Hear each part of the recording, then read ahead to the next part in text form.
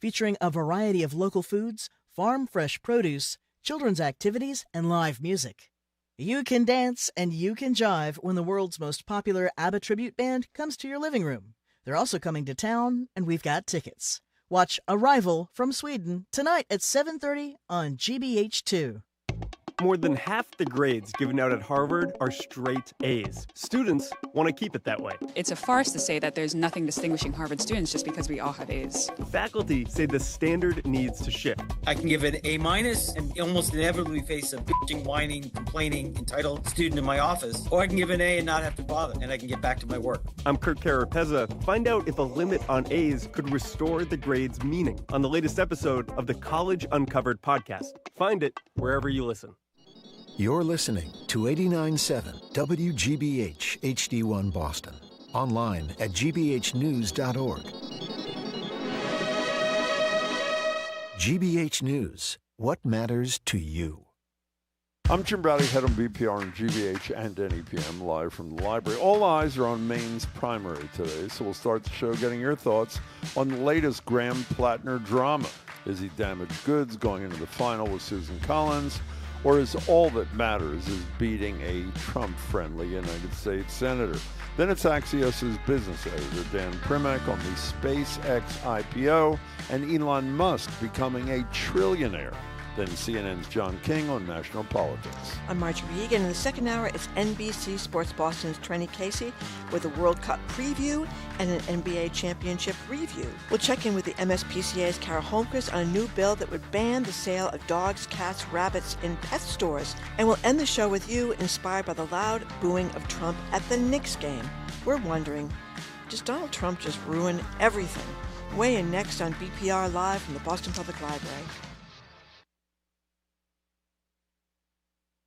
Live from NPR News in Washington, I'm Corva Coleman. There are primary elections in 4 states today: Maine, Nevada, North Dakota, and South Carolina.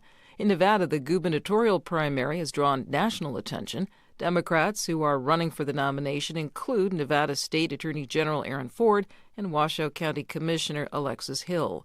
On the Republican side, incumbent Governor Joe Lombardo is facing 6 GOP challengers.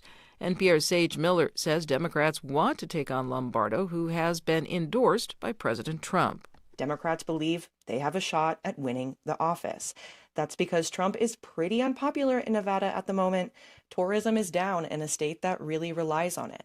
Gas is expensive. The war in Iran is unpopular. His immigration and tariff policies aren't boding well.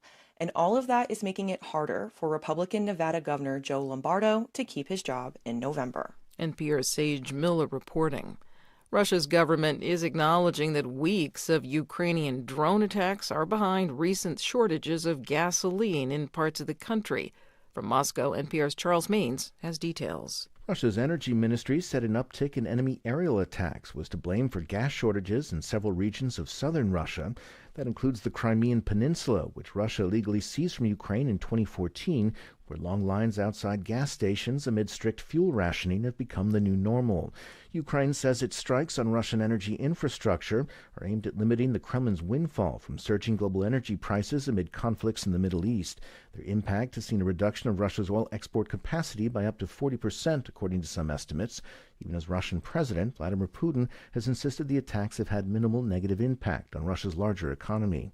Charles Maines, NPR News, Moscow. The World Health Organization says more than 100 confirmed Ebola deaths have been reported in Democratic Republic of the Congo. The United States is trying to set up a quarantine facility in Kenya to treat Americans who may have the disease. Michael Kaloki reports protesters against the facility are demonstrating in Kenya. Protesters in the central Kenyan town of Nanyuki shouted slogans calling on authorities to block a planned U.S. Ebola quarantine facility at a nearby military base.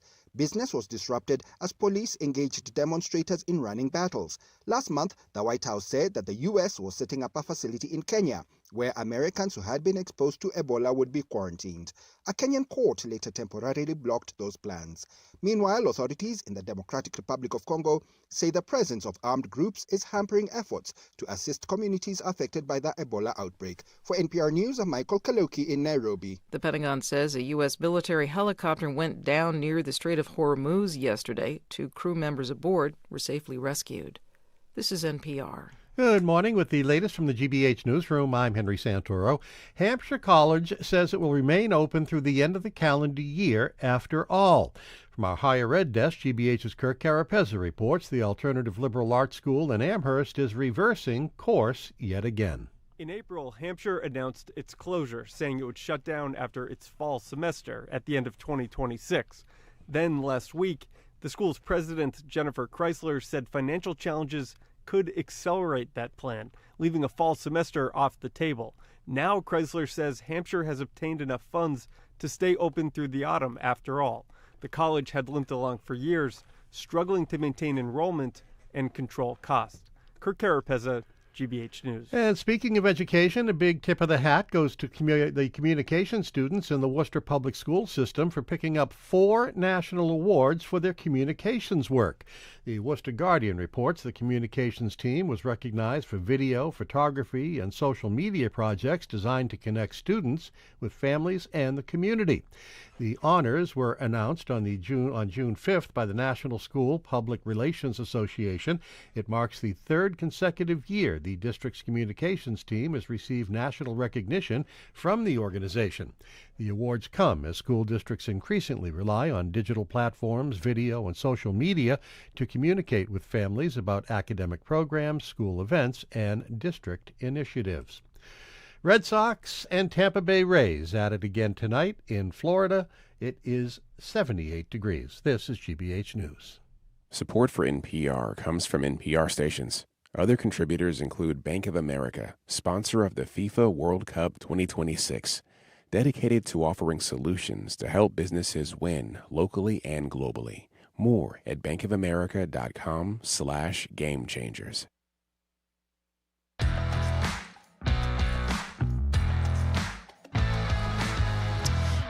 He's Jim Browdy. I am Marjorie Egan. You're listening to BPR and GBH and NEPM live from the Boston Public Library, streaming at youtube.com/GBH News. Thank you. We're going to be back here tomorrow. Senator Ed Markey's going to Zoom in. On Thursday, we're going to be joined by Rhode Island Senator, well, he's not going to be here. He's going to Zoom in to White House. He's going to be with us. And Rachel Rollins, she was the DA of Suffolk County. She's running again for that office. Her first interview with Jim and Shirley Young. We're going to hear that on Thursday as well. Good morning, Jim. You know, before we start, see the headline behind you, Trump, Iran deal could come in 2 or 3 days. Is there anybody on the planet who believe, I mean, maybe it could come in 2 or 3 days. I mean, can you believe there's not a word that crosses his lips? I know. That you can. And he keeps saying they can't have a nuclear weapon. They can't have a nuclear weapon. I mean, maybe he'll get there. I don't know. I'm suspicious. But anyway. In any case, it's primary day in Maine, as you just heard. And even though we can't vote in Maine, and most of our listeners can't vote in Maine, some can, doesn't mean we can't talk about one Graham Plattner, the oyster farmer, Marine Corps veteran, one-time Nazi tattoo wearer, and Kick Sexter-in-Chief. By the end of today, we'll know the results of the primary, whether Plattner will face Susan Collins for the U.S. Senate in November, and how much of his expected vote was damaged by a recent New York Times report. We've discussed Plattner's candidacy with you, but not since the sexting controversy. And since then, the New York Times this past weekend published a story citing, quote, unsettling behavior from some of the women he dated in his 20s and 30s, actually one a little more recently. They describe him as sometimes volatile and toxic, physically threatening, a heavy drinker and philanderer. Actually, sounds like a perfect fit for the U.S. Senate, to tell you the truth. And one woman in particular whose credibility has been questioned by some as a Republican operative, said he actually knew about that the Nazi tattoo was a Nazi tattoo, despite what he said recently, and he laid hands on her, didn't hit her or anything, she went out of her way to say that, but pulled her out of a cab by her arm, etc. So many high-profile Democrats who endorsed Plattner are sticking with him. Elizabeth Warren, Bernie Sanders, Ro Khanna, the congressperson from California, Are you sticking with him? Even if you can't vote in Maine, do you want to see him succeed? Do you want to see anyone but Collins succeed? Reminder, she's the reason we have Brett Kavanaugh on the Supreme Court and has voted with Trump 96% of the time. Or have the revelations about Plattner just been too much, and your view is he does not deserve to be voted? There's a Democrat from Massachusetts, Jake Auchincloss, congressman, said before the most recent set of revelations that what he had heard about him was disqualifying. And as you know, Janet Mills, the current governor, while she suspended her campaign, she is still on the ballot in Maine today. Our number is 877-301-8970 to call or text. Where are you on all this? I think I know, but where are you? Well, I mean, obviously this guy has done a lot of very, very bad things. I don't think he's been truthful about the bad things he's done. I think obviously he knew about these situations with these other women, and they've got very credible stories.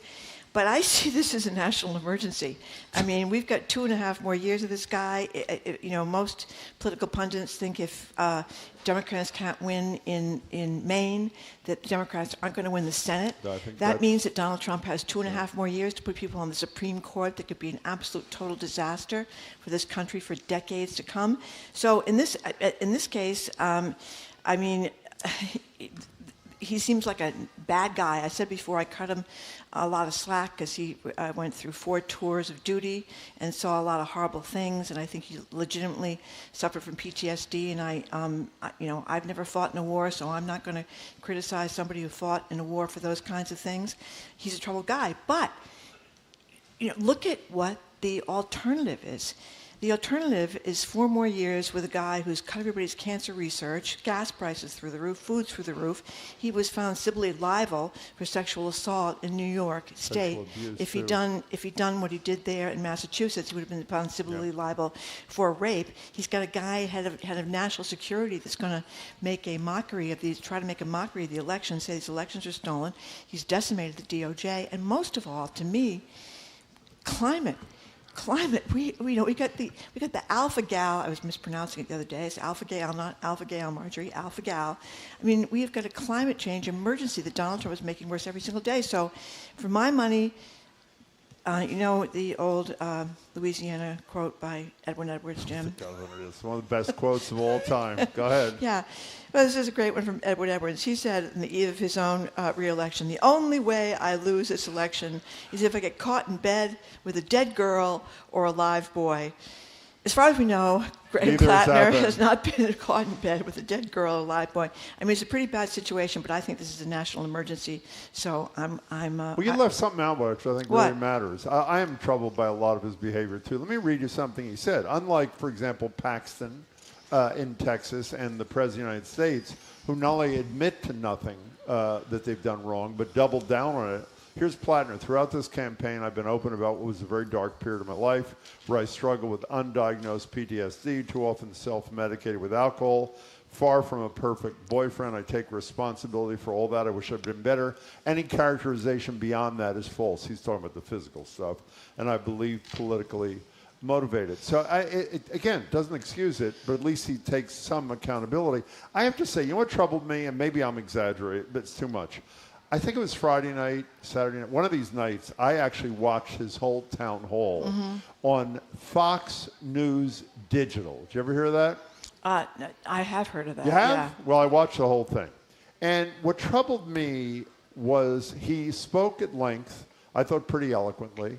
He had some people come up on the stage. It was a prepared thing. I'll play one piece of that in a minute. And then he had questions, and he never mentioned. It was a couple of days after the New York Times most recent revelations. Don't you think the way to deal with that is to deal with that rather than not even mention that it came out? I think he's not truthful. I think he knew that something more about that Nazi tattoo than he says he does.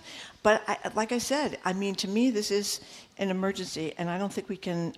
I'm afraid we won't make it. 2.5 more years with this guy running the country for a whole lot of reasons that I've mentioned. Not to mention, just the corruption is just stunning. Anyway, so, Jamie by the way, where are you? Where are you?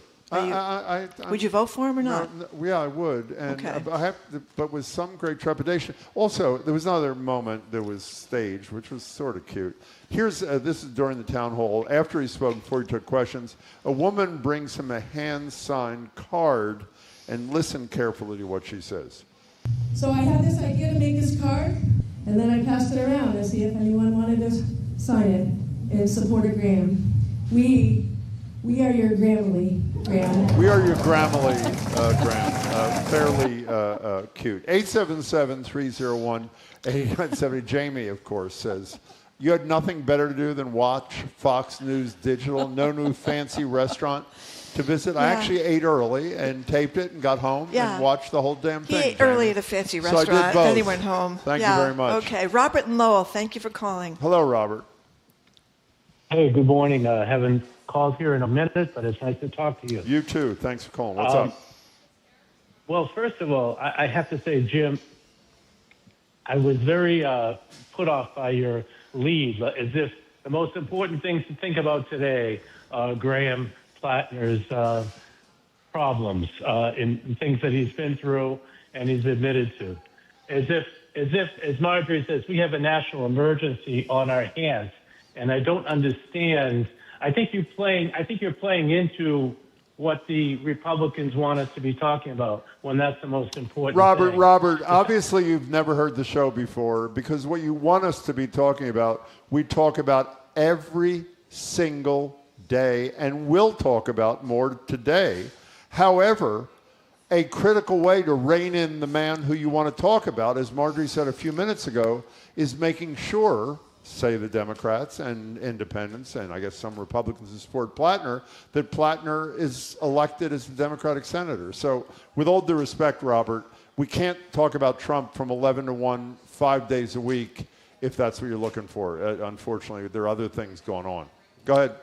Can I ask you one more question? Sure. Does either one of you have any experience in your family or personal life with veterans who have suffered from PTSD? As a matter of fact, yes. So what's your point? And I do, and I just want to say, from what I've seen with Graham Plattner, I think he has come a long way in excising many of his demons. Because I have firsthand experience of people who are unrecovered 20 years later. Robert, he's been married 2.5 years. He's been sexting 6 to 12 women while he's been married. I mean, Robert, thank you for the call. I do think that plays into a lot of people's thinking. I mean, you've heard him talk about watching his buddy basically get blown to bits right next to him in a car when he was in Iraq. So I think people. But that's not the right question. With all due respect to Robert, the issue is not, do you have empathy for someone who's suffered, and by the way, suffered in service to his country. I hope almost everybody does. The issue, Robert, is should he be a United States Senator? And obviously, even though I'm not crazy about what he's done, whether it's PTSD related or not, my vote is yes, and Marjorie's is as well. But thank you for your call. Here's the anonymous texter who says, this guy behaved like Pete Hegseth. Find a better candidate, Maine. But texter, we must say, first of all, Pete Hegseth's own mother said he was a bum. I mean, that hasn't happened with Graham Plattner's mother. And the problem is, I think the only other person is Janet Mills, and Janet Mills, most people think could not win against Susan Collins. So I think that's what they got. That's all they got is Graham Plattner. Marty. By the way, before you take the next call, we're going to speak to John King a little bit, and John, I think we'll have an answer about. Looking at these numbers, everybody says Plattner's going to beat Mills today. The question is by what margin? How much? Yeah. And we'll talk to John about whether or not there'll be worrisome numbers vis-a-vis the fall, vis-a-vis November, if Plattner's, let's say, only at 65% or something. Yeah, like a lot of people in Maine, obviously they've told different reporters, including people from CNN and from the Globe and New York Times and every place, that they've changed their mind. So we'll see how many do change their mind. Marty from Brookline, thank you for calling. Hey, Marty. Hey, I haven't talked to you for a while. Oh, hey, Marty. How are you? I'm good. How are you guys doing? Good. I'm glad to agree with both of you, unlike your Middle East stuff. But anyway, so my take on this, and I've taken a little interest because my niece and her family's up in Maine, and I really find annoying the reference to character. that they say that he's got a character flaw. The article in the New York Times was really grossly exaggerated. That I'm looking at the headline right now. Plattner could be unsettling, some women say, and they had 3 ex-girlfriends from 10 years ago. So getting back to the character issue, it seems to me the issue of character is important for Susan Collins. She has a terrible political character. And Marjorie talked about Plattner was not truthful. What is she truthful about Kavanaugh, the Kavanaugh Great point. approval? Great Can you point. explain, Marjorie? I know we assume most people know what she said about Kavanaugh after she interviewed him prior to the vote. You want to share with people what we're all Well, the talking big issue about? was Kavanaugh going to overturn Roe v. Wade, and Susan Collins said she'd talked to him. He'd come to her office, and he assured her that precedent was going to stand, and he was going to stick with the law. And then she went and voted for him anyway. And then, of course, he ended up voting to overturn Roe v. Wade. But the big rap against her is she votes with Trump almost all the time, except when it doesn't matter. There's no sticking her neck out there, and so I think she does have a problem with. Marty, can I ask you one last question? Are you saying that character should not be an issue when people decide who to vote for, or in this case it shouldn't? What are you saying? No, what I'm saying is the character issue is being misstated as his personal character versus her political character. Got it. I'm more concerned with her voting record. She votes for all the cabinet members. She voted for the DHS budget bill last week. Yeah. And she's a 96% with Trump, voter. yeah. She is. Marty, thanks. Nice to hear from you. That's an important distinction. And I think the most classic example of that is right here in Massachusetts with Ted Kennedy. I mean, most people I certainly think that Ted Kennedy left a woman in a car to drown, and she drowned, and he knew she was in that car. And boy, I mean, it doesn't get much worse than that, does it? But what did he do for the next 30 years or 40 years, I think, is I think he's the greatest senator who ever lived. Doing penance for the horrible thing he did. Now, he never admitted he did it, and he probably should have admitted he did it. He never did, but he did a great job as a senator. But listen, this is what Mike and JP says, and I think this is very important. Plattner has acknowledged and apologized. Yeah, I just read it. He's not. Oh, you just read it. He's I not. read what he said. Yeah. And most politicians haven't come close. And by the way, in terms of the things in the New York Times piece, it did talk about some stuff that raises your eyebrow. I mean, how this woman, this Fifield, I think, what's her first name? Fifield, yeah. Yeah, her first name is Lindsay Fifield. Said that he grabbed her by the shoulder, sometimes hard enough to leave marks. He yanked her out of a cab by her wrist. At one point, they were fighting. They had been drinking heavily. He twisted her arm behind her back and shoved her into a bedroom and held the door closed until he said she should calm down. He said he denies all the physical contact things. By the way, he denies the physical contact things. Yes, and he said it didn't cause an injury. It didn't break my arm. He never hit me. He never punched me. So that's what she said about him in terms of physical stuff. And he does deny it. She also talks about him keeping AR-15 lying around his apartment and sharpening an axe while he was watching TV. So I don't know what to make of that. Dean and Leverett, hey. Good morning. And to Good morning, you. faithful listener here. Thank you very much.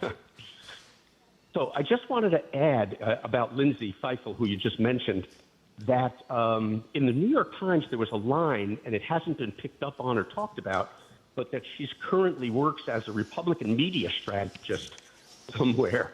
And I thought, well, that's interesting. She piles on late and piles on hard, but nobody's picking up on this business about who she works for and why she'd have a reason to dump on Plattner at this point. Well, Dean, if I may, I think that's true, but there's a woman we haven't mentioned here, Genevieve McDonald, is that her name, who worked for the campaign, who is the woman to whom Plattner's wife disclosed the sexting information. She left the campaign and then disclosed it to the press. Right. She is, from what I understand, she was a big-time Plattner person who said she was disillusioned. She's not a Republican operative. So there's some people who I think are, well, a lot of people are criticizing her for disclosing that confidence. There are a significant number of women who've been critical of him who don't have any credibility questions about their politics at all. So would you not agree? Oh, I agree with that. Okay. No, completely agree with that. He's got a lot to answer for, and I think he's taken responsibility even with reticence. That's important. As Marjorie said, even with a bit of reticence, which, believe me, as a guy, I must confess, I get it. Dean, thanks sorry for to say. We really appreciate your call. Thanks so much. In terms of her politics, she's affiliated with Independent Women, this conservative group, but she has insisted her political beliefs have nothing to do with her choice to come forward. She worked briefly on Nikki Haley's 2024 presidential campaign, and before that, the Heritage Foundation, which is conservative, a think tank, but she has not been involved with any campaign, including Susan Collins' campaign, and the Times verified that. She's not had no connection to the campaign of Susan Collins. A couple of Maine voters have texted us. Here's Bob from Maine. Plattner needs to resign his campaign immediately. He will not beat Susan Collins. He's losing support among women and others who refuse to vote for an unworthy candidate. Kathy from Maine. I'm going to vote for Graham now. Maine is a different place than Massachusetts and New York, and his network and following are huge. So. And the fourth anonymous texter, the third one, voters have to hold their nose, vote for Plattner, and hope he doesn't turn into Fetterman. And Fetterman has made a pledge. Senator Fetterman has made a pledge. Let's see how you explain this one. No, why don't you do it, Marjorie? Well, you can look this one up. I'm not going to repeat it. He criticized. Yeah, he said. No, Plattner criticized in that town hall. He mentioned Fetterman critically, and Fetterman responded. What did he say? Fetterman vows to ditch his hoodie and wear a suit if Graham Plattner proves he didn't send certain kind of explicit photographs to minors. Yes. By the way, there's no evidence that. No evidence. No evidence of that. That he's doing that. Okay, David. From David Maine. from Maine. Hi, Great. David. Hello, David. Welcome. Hi. How are you? I'm good. First time, long time. We're glad you called. Thank you. So I used to live in Boston for 40 years. Mm-hmm. And now living up in Bar Harbor, so I feel like I have a little bit of an interesting perspective. Please. On Graham. But the general feeling is that from Mainers is that everybody else should butt out, that we're voting for Graham, and that's the best way to beat Susan Collins. Is that what do you have any hesitation, or you're all in? Well, you talk about Fetterman. There's a little bit of me that wonders about that, but I've been to two of his meetings here in Bar Harbor and one in University of Maine in Orono. And he's a great speaker, very charismatic. He is. And I just feel like, first we have to beat Susan Collins, and I do feel a little bit of that kind of naivete of, is he really going to be able to be effective in today's Washington, D.C.? But I think he's the best candidate. David, thank you for your call. We really call us again, and thanks for weighing in as you're voting there. I guess he is charismatic. There's an awful lot of women here. There's 6 women telling this, and there's 3 other women telling that. There's a lot of women involved in this. No, by the way, that town hall that I mentioned. And a lot of girlfriends. While I was hoping he would at least reference the New York Times story and respond in the way I just read, I think that was around the sexting thing. I'm not sure. He is a very effective speaker. You know what he also said, which was interesting, and I didn't fact check this, so my apologies. He said that the night when I saw him do his town hall was his 83rd town hall of this campaign, and that Susan Collins in her last term has done none, meaning not appeared before crowds, audiences that were open to anybody who wanted to walk in. We can squeeze one more in. Okay, let's go to Nancy in Cambridge. Hi, Nancy. Hello, Nancy. Hi. Thanks for taking my call. Of course. Let's see, I have an echo. I guess there's nothing. That's our fault. I can do about it. We're fine. Thank you. Oh, okay. I moved to Cambridge a month ago from Maine, and I question whether I question the idea that Janet Mills couldn't beat Susan Collins. She's very well respected in Maine, and I wonder if there's going to be a groundswell of women who are going to vote for her. That's who I would be voting for if I were voting. You're not still a Maine voter, obviously. No, I'm not. And I'm thankful that I'm not. Nancy, you only have 20 seconds. We'll see what happens today. Quickly, Could be. Most polls show, at least until a week ago, Plattner crushing Mills. Why do you think that is? He's young. He is charismatic. His message has resonated, but I think people are disillusioned. I certainly am after all the revelations. Nancy, thank you much for your perspective. We really appreciate it. Okay, we are out of time. Thank you for your calls and your texts. Coming up, have this quick break. Dan Primack, Axios business editor, joins us to tell us what the heck is going on with the economy, our 401ks, and all these IPOs, including the one involving Elon Musk. I'm Marjorie Egan. He's Jim Browder. You're listening to BPR, GBH, and NEPM live from the Boston Public Library and streaming at youtube.com/GBH News.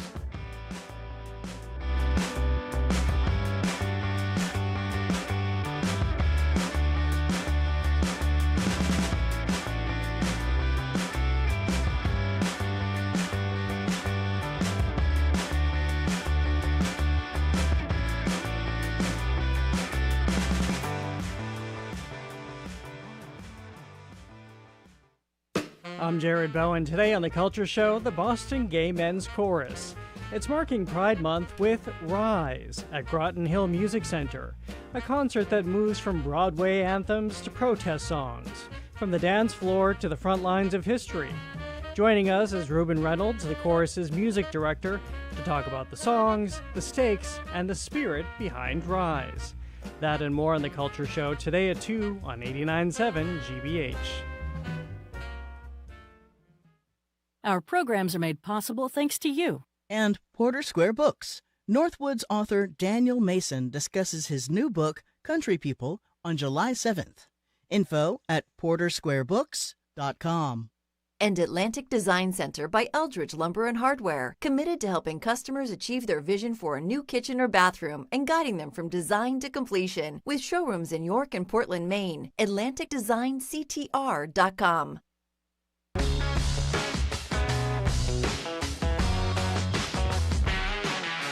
Welcome back to BPR, GBH, and NEPM. Marjorie Egan, Jim Browder, live at the library, streaming youtube.com/GBH News. Back here tomorrow, Senator Ed Markey will zoom in about 12:30. Thursday, Senator Whitehouse from Rhode Island will zoom in. Also on Thursday, Rachel Rollins, the former Suffolk DA and U.S. Attorney, who wants to be the Suffolk DA again, will do her first interview. They'll bring you that on Thursday. Joined out live at the library by Dan Primack, Dan's business editor at Axios and author of the daily Axios Pro Rata newsletter. Dan Primack, good to see you.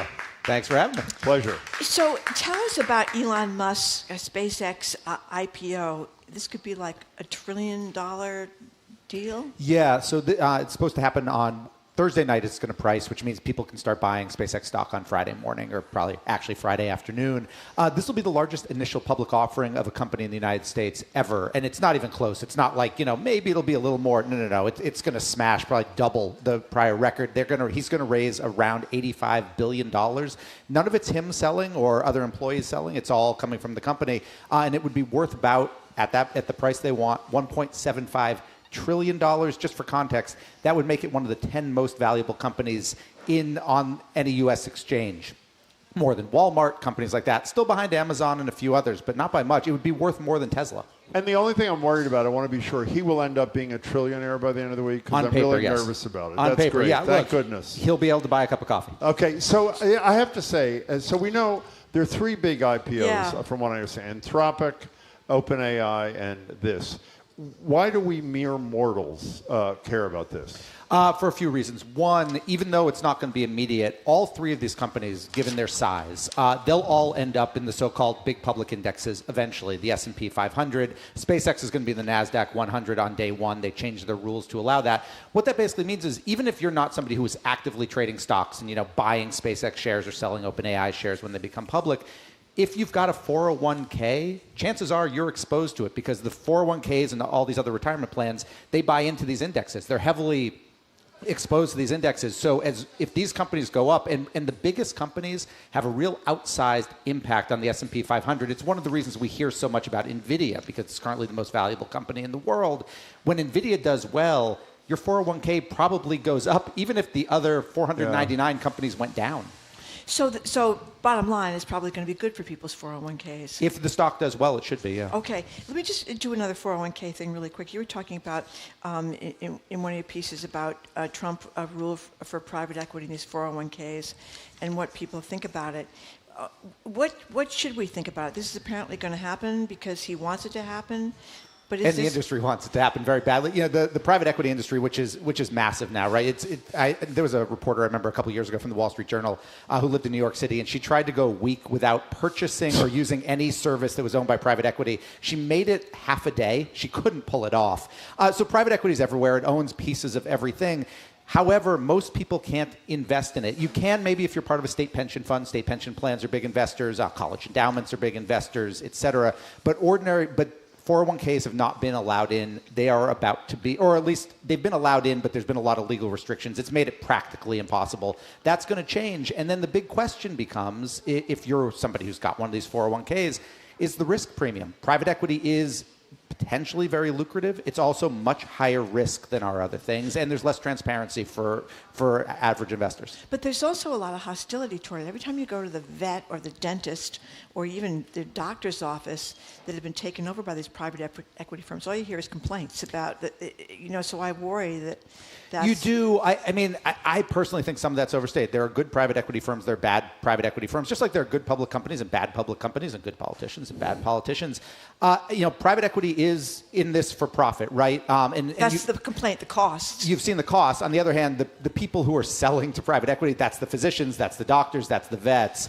Look, are they looking for profit? Yes. I mean, you could argue ultimately they need the companies to do well, and businesses, if the company goes bankrupt or struggles, private equity gets nothing out of that. But look, it's become kind of part of our lives, and with this new rule, it's going to get integrated more, not just into us as consumers, but also us as investors. Okay, but it's not bad necessarily for your 401k. It's not necessarily bad. Private equity's had decent returns over the years. Okay. When Marjorie asks, you don't know Marjorie well enough, Dan, I do. When Marjorie asks one follow-up question, it's because she's a good journalist and cares about what the audience second she's looking at her pet. No, that's second, right. Might be on the merits. When you get to 3, which we just did, she's calculating the impact on her. You have a 403B here, by the way. I have a 403B. It's a variation on the theme.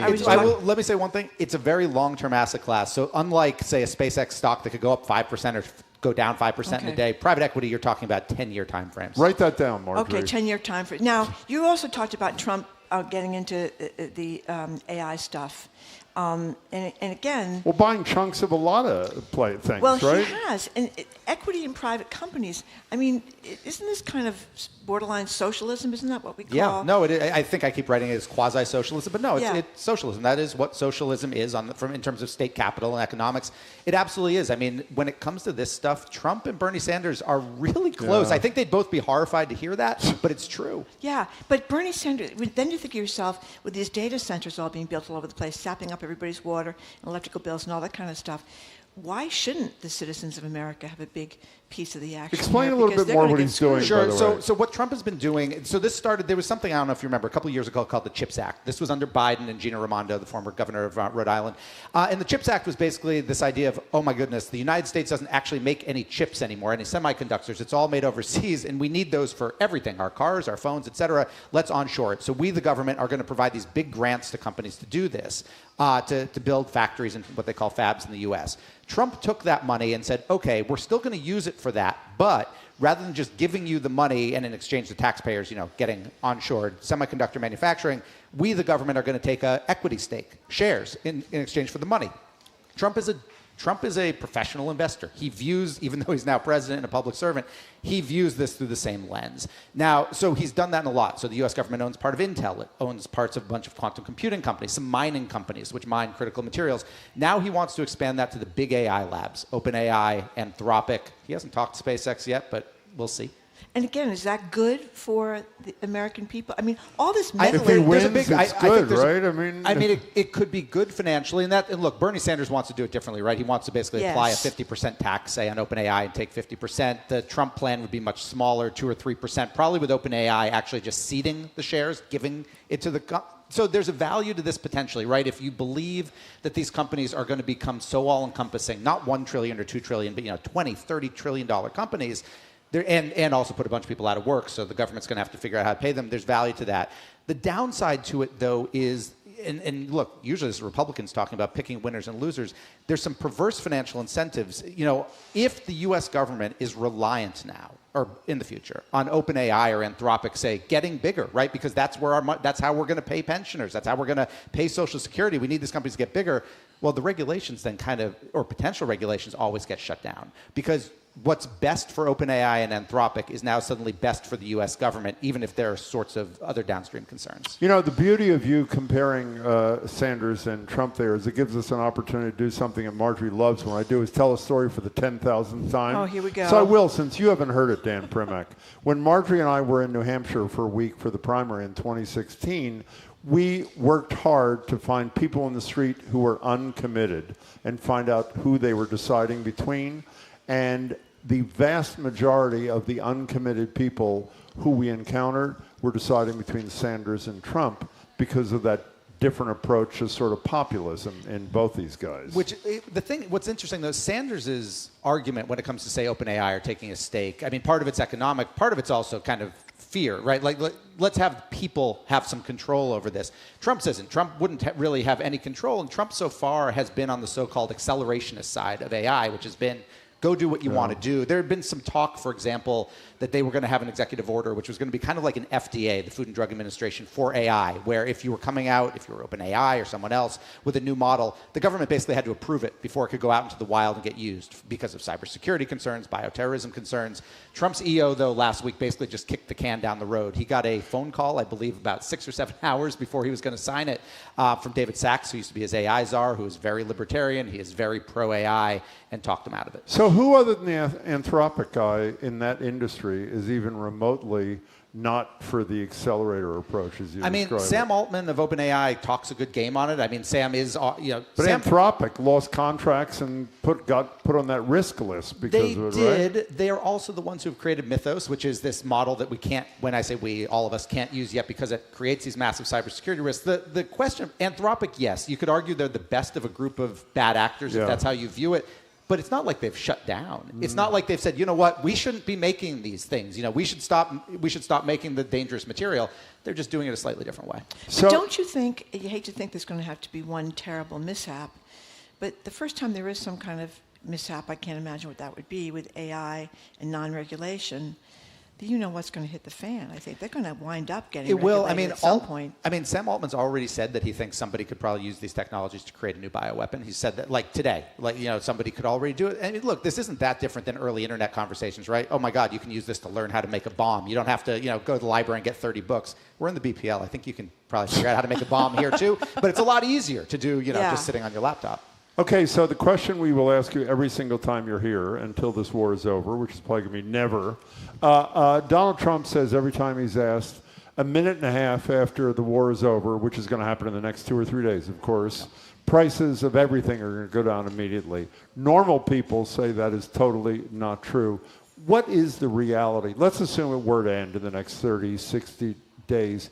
What's the time frame for prices to go down? Not just oil, but those things that are dependent upon gas and oil. And how far down are they likely to go? Not back to where they were pre-February 28th. We have seen gas prices go down significantly over the past 2 weeks. They'll go down, but it will take months and months. I mean, to get back to pre-war levels, assuming nothing else, right? Because you don't know what the other variables are that could jump in. Oh, you're talking quarters, 3, 4, 5, 6 months. And remember, when Trump ran for president, he didn't talk about slowing inflation down below where it was. He talked about reversing it. He talked about how prices weren't going to just stop rising. They were going to go down. There's no reason to believe that's coming. Well, if that's the case, speaking of inflation, I don't know when the Fed meets next. When's their next thing? I should know that and don't. You should, boy. This should. is incredible. We always say about you. It's at Jackson Hole. I don't get to go to We that. say behind your back when you're not, obviously, we say this guy knows everything. He does know everything. Obviously, you don't. I don't. So Warsh is the new head. He's allegedly independent. But normal people, once again, say interest rates should probably go up at the next meeting. Will they? And would he have the courage to vote along with that increase? I don't think he'd have the courage to vote along, but the Fed is a weird thing, right? It's kind of like the Supreme Court debating things amongst themselves. You never know ultimately what happens and how everybody votes. You never really see how the sausage gets made in those conversations around the table. So the question for Warsh isn't so much necessarily what his vote is, because again, he just has one. he leads the meeting, right? The person who leads the meeting can push really hard for something, or they can just sit back a little bit. My guess is he would just sit back a little more, but you're right. I mean, the general kind of traditional economic argument right now is that interest rates should go up. Obviously, Trump wants them to go down. All presidents want them to go down. So despite prices going up and possibly causing interest rates, next Fed meeting is June 16th and 17th because he knows everything. Wait a second. It's next week?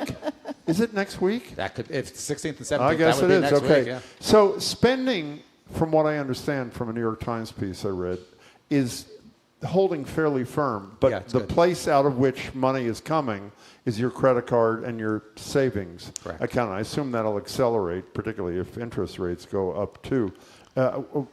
Maybe it's obvious. Why is that such a horrible thing? There's something, I'm going to screw up the acronym, but there's something about personal savings rate, I think is the official term. It's only been lower than it is now twice ever before. Once very briefly in 2022. The other time was actually right before the great financial crisis. In short, Americans are still spending money. We're still buying lots of stuff, and we're also paying a little bit more, so it's hard to tell are we actually getting more goods or paying more money. But either way, we're spending more on stuff month over month. But the amount of savings that people have is going down and down. And what that really means is when there is another price shock, people are kind of screwed, and the economy as a whole is in trouble. Okay, so we're going to end today's show with a topic that we're both looking forward to. We are? Trump ruins everything is going to be our discussion. Do I leave for this one? No, this is actually, you can say whether you should add it to the list. Explain what an H-1B visa is, and explain what it's trying to do, which a court is now, at least for the time being, stopped around $100,000 to buy one of these things. Yeah, H-1B visas, they are visas that companies apply for to bring in specific workers from overseas for specific jobs. So it's not just, we want to bring in 100 people. Where there theoretically are not American workers available for to certain do that. sorts of skilled labor. Tech, particularly Silicon Valley, uses these a lot. And again, companies are the ones who apply for them, even though they apply for them on behalf of an individual. Trump decided he wanted to put basically $100,000 tax, if you will, or fee on each of these applications. In other words, to say to companies, if you want to do this, it's going to cost you some money. A court yesterday struck that down, said it wasn't legal, and now the White House is going to appeal. And my understanding is the plaintiffs were a ton of Democratic attorneys general who were saying we're having enough trouble finding even international workers to take the jobs that we can't find Americans for. Yes. And with a $100,000 threshold, you're creating yet another barrier to us being able to get and, to tech. And that it was making it harder for smaller companies, right? That a Meta or an Amazon or whatever can easily afford that $100,000 per employee. So the people who were, or the companies that were getting harmed by this were more the mid-tier companies who really can't afford it. There was an argument before Trump did this that maybe what you should really have is if you're going to have a fee, have a tiered fee. So if a company has a certain amount, it should be different. But it wasn't. It was flat. So if you're a company, say, with 20 people and you want to bring in, say, $200,000's a lot of money for you. Dan Primack, we only have about 30 or 40 seconds left, but I just wonder, is it good for America that a president, because I think it's unusual for a president to be getting involved in how 401ks work and taking, advocating equity in private companies and stuff like that. So that's unusual, I take it. 20 seconds. Okay. Relatively unusual, yeah.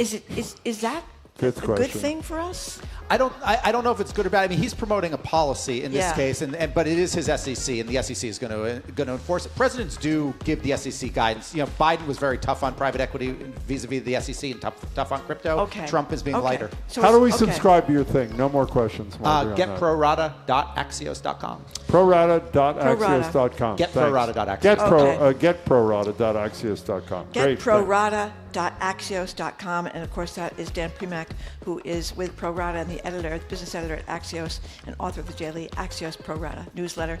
John King is next. We're going to talk with him, CNN's guy, about the war, about Graham Plattner, about California elections. How about your 401k? We're not going to bring that up again? We're not going to bring up the 401k. Okay, fine. Okay. I guess I don't have one anymore. I didn't know that. Okay, he's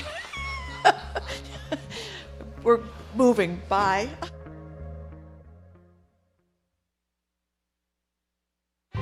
When we look back at the American Revolution, we're not just looking at history.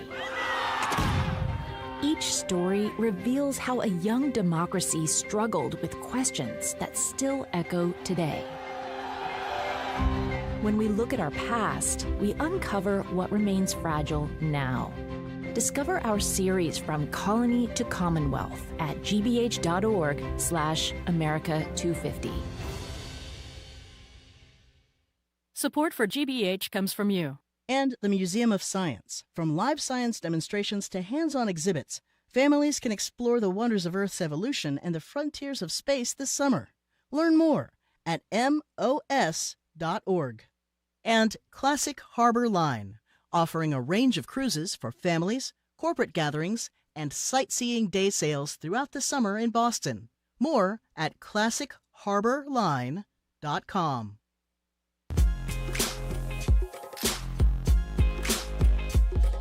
Welcome back to BPR and GBH and NEPM. Marjorie's checking out her 401k or 403b. And whatever she can't is. find it. Can't find Live it. from the library and streaming at youtube.com/GBH News.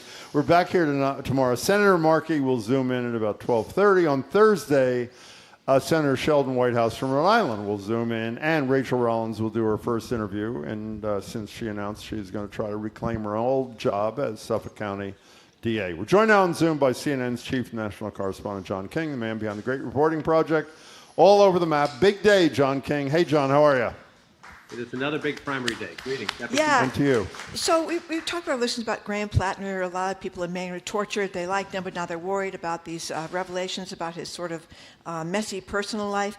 So in the primary today, what are we looking for? I mean, what could be trouble for him in terms of the turnout today? Well, I think you look for a couple of things. Number one, the expectation in Maine is that he'll win the primary comfortably. I'm a very cautious person, as you know, on election days. I like to respect the process and let people vote. But if you assume that Graham Plattner is going to be the Democratic nominee, I think one of the things you're looking for tonight is how many Maine Democrats decide they want to cast a protest vote. Whether they vote, Governor Mills is still on the ballot. There's another candidate on the ballot. Do these Democrats decide they want to send Graham Plattner a message that they are unhappy? Now, remember at the end of the primaries in 2024, we were counting the Nikki Haley vote. And did that show dissatisfaction with Trump? The answer was yes. It did show dissatisfaction with Trump in the Republican base, and Trump went on to win the presidency. So I would not overstate the protest vote. You see a significant protest vote tonight. But I also would not understate it in the sense that Senator Collins is known as a survivor. In the presidential year last time, against a strong opponent, she got 51% and eked out a win 6 years ago. In the 2020 presidential election was the last time she ran. So that's what we're looking for, really. How big is the protest vote? And then you have to circle back to see how many. I'm looking mainly at professional women, college-educated professional women in Maine. How many of them maybe vote for Governor Mills today to send a protest, but then what do they do in November? Yeah. And I've been communicating with a number of the people I talked to when I went up there and did my piece. Some are still going to vote for him in November. Some are not. Some are not sure. So this is actually a reset, if you will, in this race. So are there other primaries in other states today, John? Anything we should be paying particular attention to? I really think Maine is the big one. There are some other issues as we go across the country, just to pick some candidates.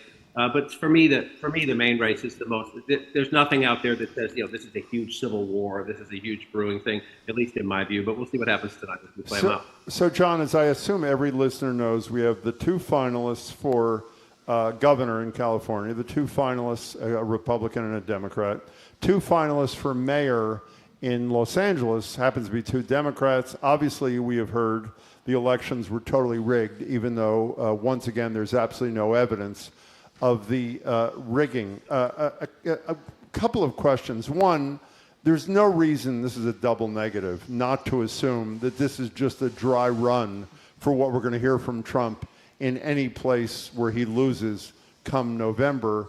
And secondly, when you visit people on your all over the map stuff, do people buy this everything, all elections we lose are rigged things if Trump says it, or do they know it's just part of his shtick? A decent slice of Trump's base is very skeptical. Do they believe him completely? I would say no. Some do, but they think that there's a problem with the process and that Trump is onto something here. And so that just creates doubt. This is the one thing I always say, it's not my job to take sides. This is the one thing I get pretty fired up about. And that the people who count votes, they're honest people, underpaid people, a lot of volunteer people. They're Democrats, they're Republicans, they're independents, they're everything. They do amazing work to protect our democracy. Could you make a case that we would like California to count faster? Sure. Who's going to pay for those people? They have a mail-in system. Everyone gets a ballot in the mail. You can deliver that ballot on election day. It can be postmarked on election day. So that's their process. The Constitution says states will decide their elections. There is I should say, Jim, that I might storm out in the middle of this interview if you keep asking me questions about it. Thank you. There's just zero evidence. You can question the process. Do I wish states could count faster? Do I wish we knew quicker? Especially in this environment where the president of the United States and other people constantly question the integrity of election officials? Sure, it would be better for trust in the system if it went faster. But this is the way California does it. It has always been, not always, but it's been this way for my adult lifetime doing this. California always takes days and sometimes weeks to get to the end result. It is not a rigged system. It may be a system you want to go more quickly, but no. But, one last related question. A really underreported story, unless I'm getting it wrong, is as early as, I think, the day after tomorrow, but sometime in the next several weeks, the Supreme Court could come down with a decision around mail-in voting. And from what I understand, they could go as far as, generally, in a bunch of states, as long as the postmark date on the envelope is by Election Day, you have X number of days based on state law for the voting authorities to receive that thing. They could totally change those rules and create chaos in terms of mail-in voting that I assume could be in place or ordered to be in place by November. Am I wrong about any of that? You're not wrong about that. Look, again, the Constitution is pretty clear on this. The states shall decide how to administer their elections. But the Supreme Court has taken us into interesting places throughout the Trump era here. The conservative position, if you are a constitutional conservative and you read the Constitution, it says this is not a decision for Washington.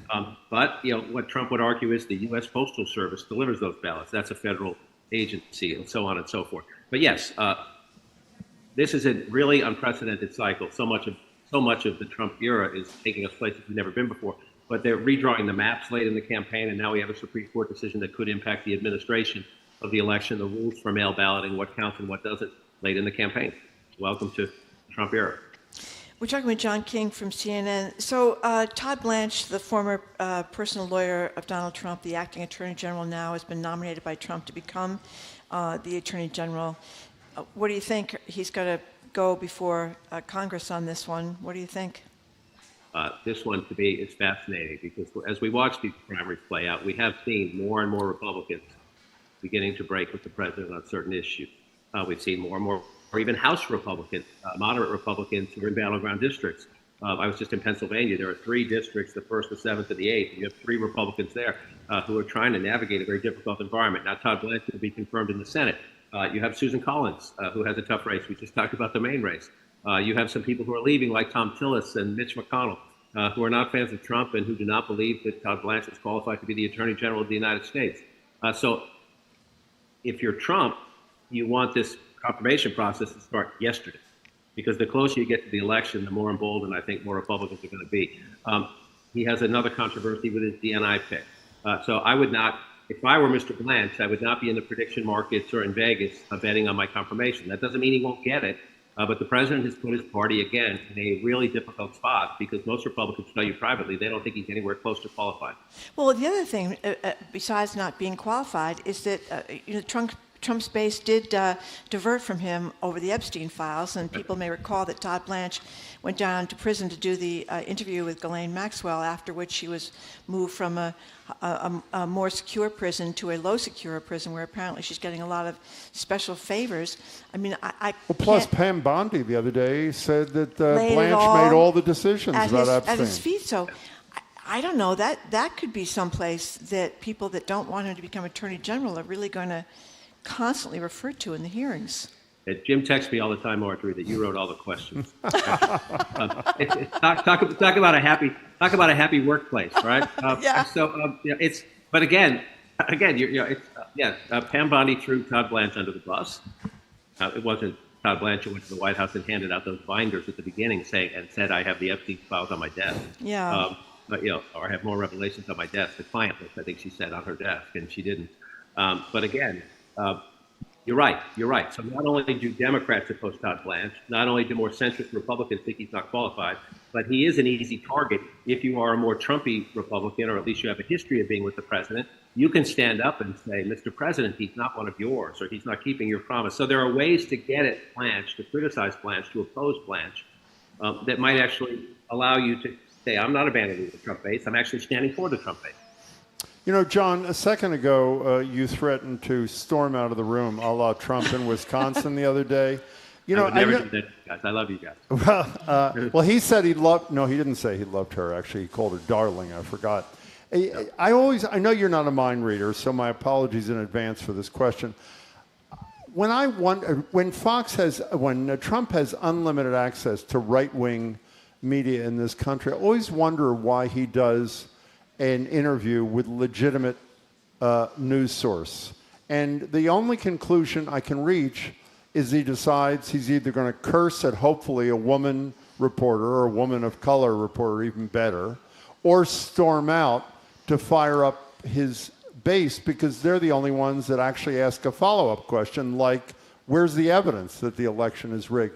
Do you draw the same conclusion that it's to reach a point where he can yell or walk out so that his people love that he treats mainstream reporters like crap? I will yield my spot next Tuesday to Dr. Freud or Dr. Phil or whoever it is you can get to try to climb into his brain and figure out this. Look, he consumes more mainstream media, even though he calls us the fake news. He consumes more mainstream media than I do.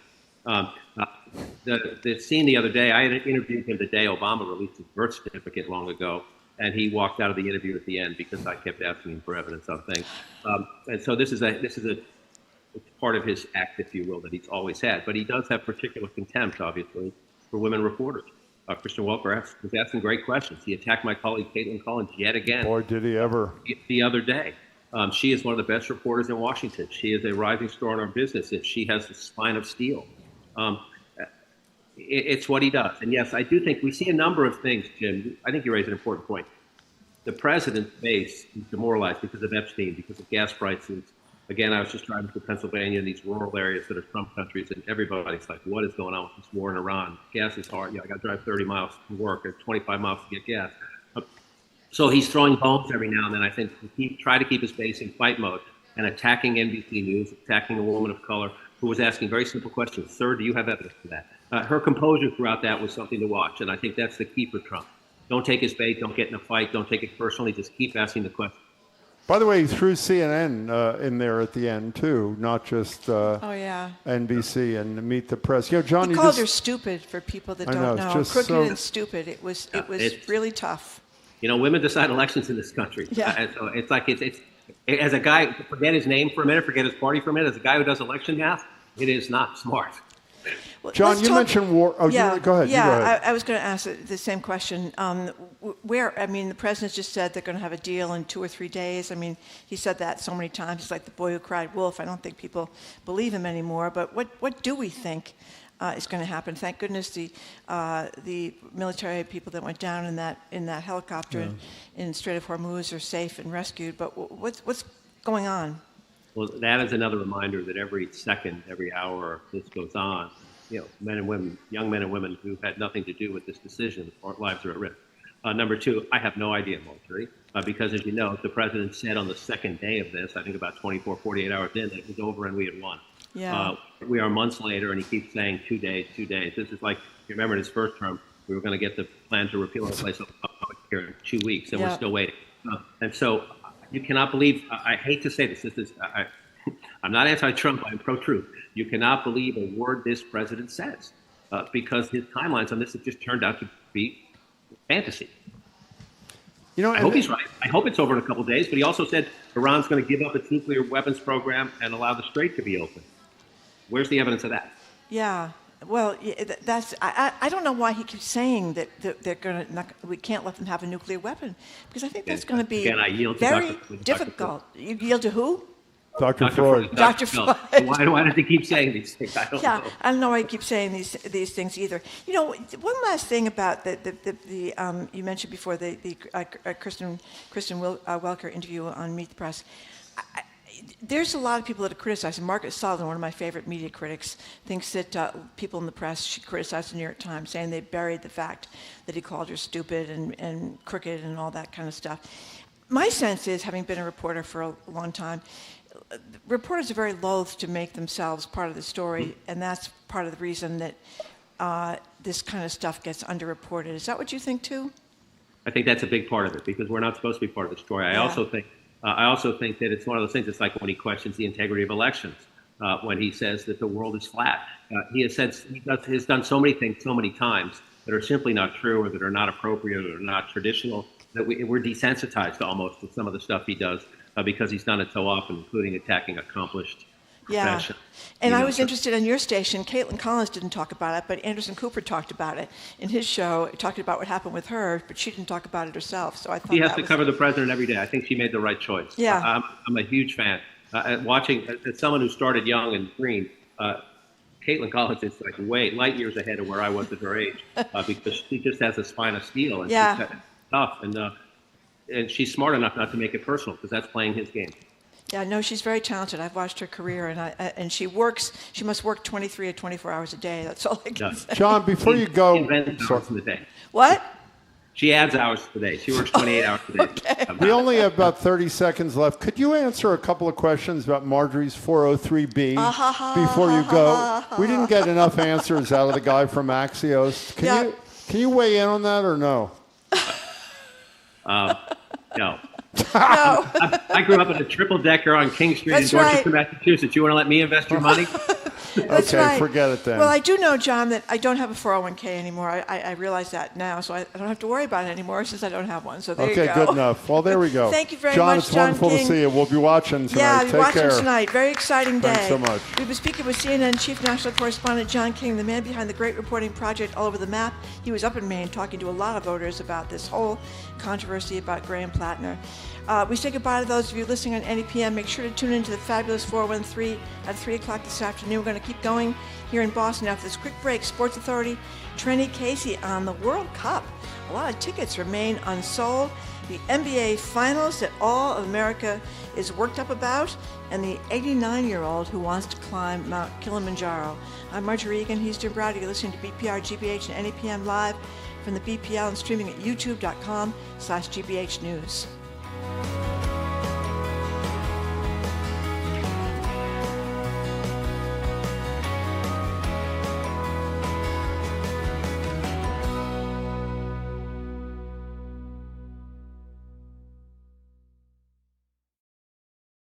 Do your part to support the programs you love by becoming a GBH Sustainer. Sustainers make easy monthly donations that keep the news you trust on the air, month after month, year after year. Enrolling is simple at gbh.org/sustainer. Funding for our programs comes from you. And Mass General Brigham. In heart surgery, expertise matters. Mass General Brigham Heart and Vascular Institute performs thousands of surgeries each year and is committed to research and innovation. massgeneralbrigham.org/heart. And Harvard Museums of Science and Culture. 4 museums a short walk from Harvard Square, with exhibits ranging from stunning glass flowers to ancient Egyptian mummy cases. Learn more at hmsc.harvard.edu. You're listening to 89.7 WGBH HD1 Boston, winner of 4 regional Edward R. Murrow Awards. Online at gbhnews.org.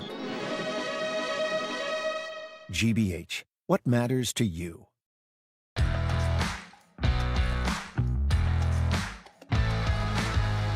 Welcome to hour number 2 of Boston Public Radio, 89.7 GBH. Jim Browdy and Marjorie Egan, thank you. We are broadcasting live from the Boston Public Library, streaming at youtube.com/GBH News.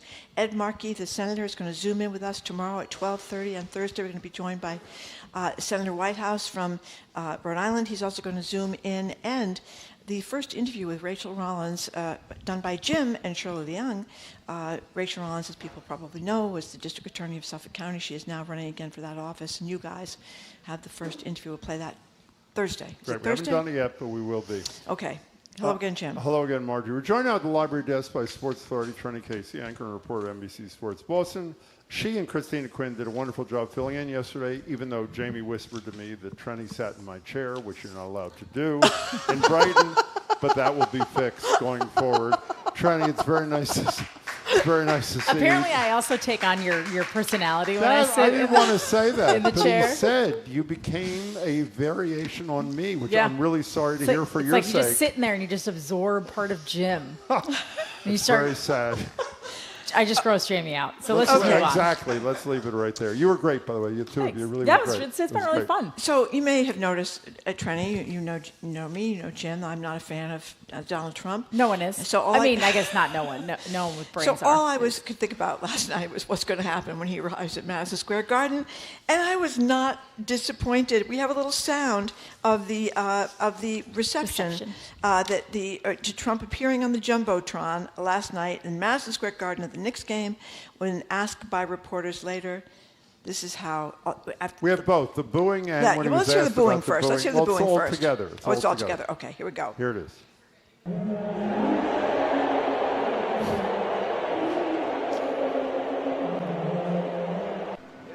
I think mostly cheers. It was loud and it was very enthusiastic. By the way, one of the major papers, either the New York Times or the Washington Post, used the adjective thunderous about boos, which, not a quote, they said he was booed thunderously, if that's a word.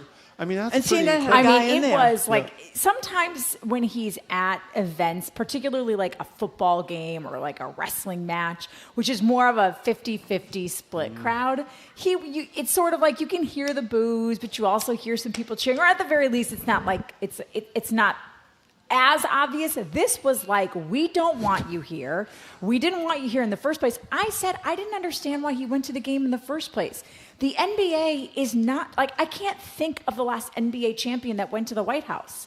Like, can you think of the last NBA championship team that went and visited the White House? Well, except you read what the reason theoretically is that Dolan... Well, with him in office. I shouldn't say White House. With him in office went to the White House. Dolan owns the Knicks. Dolan invited him. Dolan wants to move Madison Square Garden, and apparently Trump has some interest in this. So the speculation is this is a Trump-Dolan kind of deal. 100%. But also at the same time, like sometimes, I guess though he just doesn't listen to anyone, right? Like I would have to imagine someone on his staff is like, do you really think, Mr. President, this is the best idea? Yeah. The optics of this aren't going to be good. You're going to get booed. And was that his golfer granddaughter? Yes. Yes, his golfer She was like granddaughter. smirking when they were booing. And I'm like, this is... Well, she's in a tough spot, in all fairness. I mean, she's the grandfather, and she's getting booed. But also, I feel like that's sort of like embodies how everyone around him sort of spins it. Like, oh, they don't like us. They hate us because they ain't us. Like this sort of encouragement to do these things regardless of how it looks or how it's like rooting. I'm convinced the Knicks lost because he was in the building. I want to talk about the game in a minute because I can't believe how into it I was. I didn't even think. I can't believe you stay up for it, I Jim. did. I'm in bed. Shocking. I'm literally in bed by the time midway through the first quarter. Not last night. I lasted. But I want to ask you. You've broadcast sporting events. We've talked about the Olympics. You've done. To the bosses, for example, I was really disappointed that when he was booed during the national anthem, some guy sang it from Broadway who was spectacular. I don't even know his name. Jamie, do you mind when you have a second? The guy was really brilliant. They Jumbotron faces Trump saluting or something, and he gets this thunderous boos. The broadcasters, even at the end of the national anthem, they obviously can't interrupt that, didn't comment on it. The cameras never returned, to my knowledge, maybe I missed one, to the box he's sitting in with the owner of the Knicks. Do the bosses in a situation like this, I assume, say to the broadcasters and the directors, I would imagine stay away from this is like, listen, I've never broadcast such a high profile event. It's certainly nothing that a president has ever How about attended. Gold medal curling in the Olympics? Yeah, It was but a pretty big deal. It was a pretty big deal, but there was no controversy around it, right? Like there wasn't anyone there that we needed to discuss, like how will we handle if this person is shown on television. But speaking of that gold medal year, there was an issue where one of the teams had tested positive for performance enhancing drugs, which everyone laughed about in curling, but it was a thing. Oh, that's right. I remember. So we are talked about we are given guidance on how to address sensitive topics. Like they have entire legal teams and PR teams, crisis PR teams, network executives who do come together, and sure, there were high-level conversations. You sit down in your production meeting before the game and you say, listen, we know that President Trump is going to be there. We know that they have to show him on the Jumbotron, which means we're going to show him because we're taking the Jumbotron. We're just not going to acknowledge it because we can't win, right? We can't win. Let the moment play out and then move on. And they probably felt to themselves, we're just going to take them the one time, and we are not going to make it. We're not going to put our announcers in a position to put themselves in, in a position to say something that they don't want to say and give out any political leanings. People do try, for the most part, to tune into sports to watch a game, and this isn't like Colin Kaepernick kneeling or all of the NFL players kneeling, which was like a league-wide movement. This was just a narcissist wanting attention. I watched the whole pregame show with people like Barkley and Shaq. Barkley will say anything about anything. He'll say anything. He didn't. I watched the whole. I mean, so that to me is interesting. That to me, I did not see. I did not see the pregame show. They are fabulous, by the way. They are really good.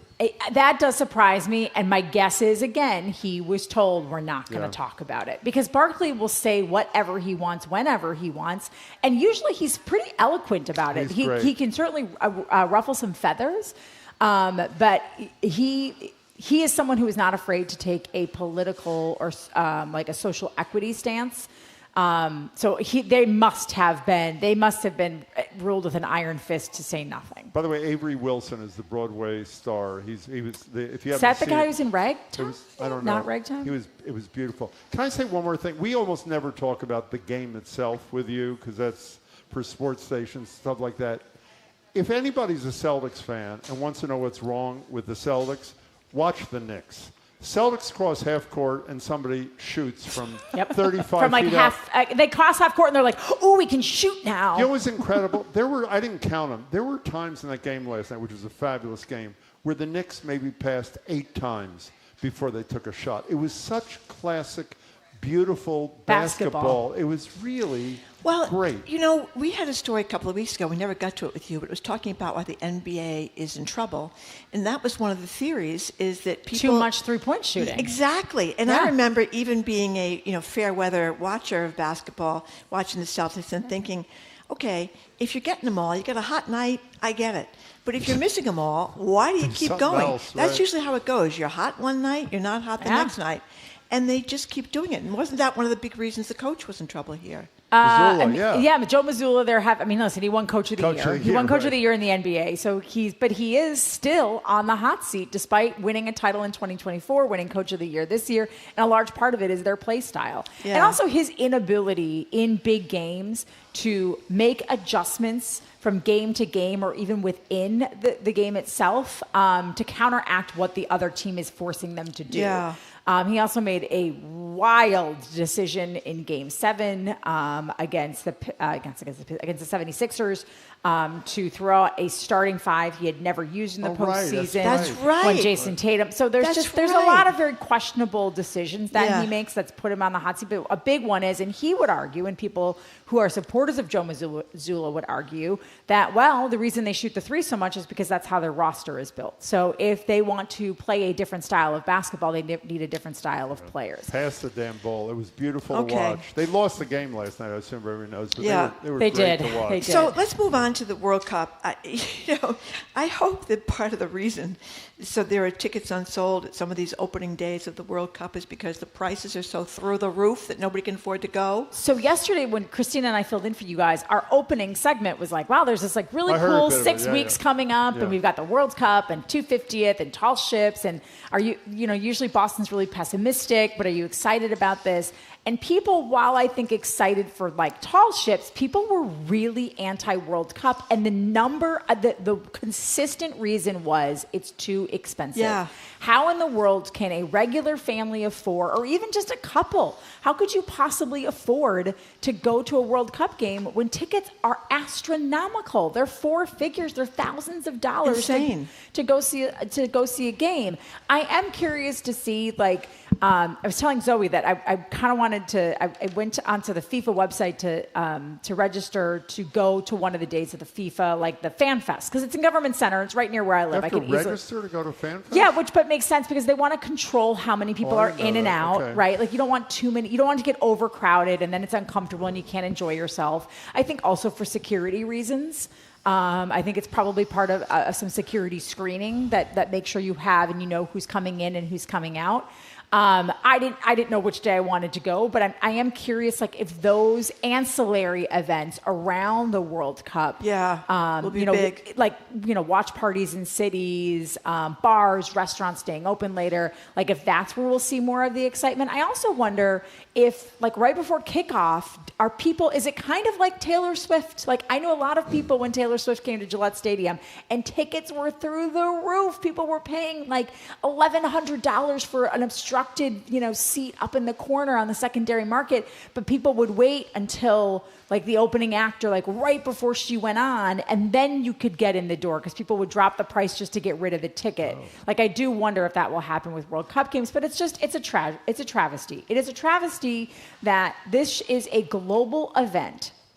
And the United States is like, our economics are wildly different from anywhere else in the world, and being cost prohibitive and keeping, but I think it's by design. I think it's to keep people out. I think it's to not have what this administration deems undesirable people out of our country. I really think they're doing all these different things to not make people want to come here. Well, I'll give you two examples. Journalists being denied visas. Referees, one referee who was the world something referee of the year. Yeah. The Senegalese just last players year, 2025. having their body cavities searched, the players. Disgusting. Yeah. I mean, it is disgusting. Yeah, Somali referee has been denied entry he's being sent back. He's not going to be able to work. That's First incredible. ever Somali official to be chosen to work. 2025 Confederation of African Football Men's Referee of the Year. Yeah, so he's obviously a very good referee. You've got Iranian and African journalists being denied visas. You have, we talked about the other day, even like Scottish fans who were once given the Estes,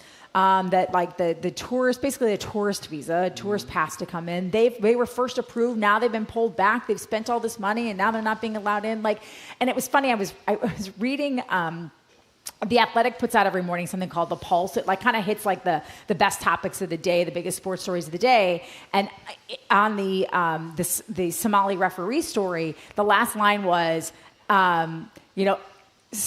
we shouldn't be shocked. They did say this was going to be the most welcoming World Cup ever. We should have known, essentially, was like the last line. And it's just like, it's such a bait and switch, and I feel bad for players. I feel bad for international fans. I feel bad for like communities trying to grow soccer programs here. Like the World Cup can catapult the sport, especially when it's on your own home soil.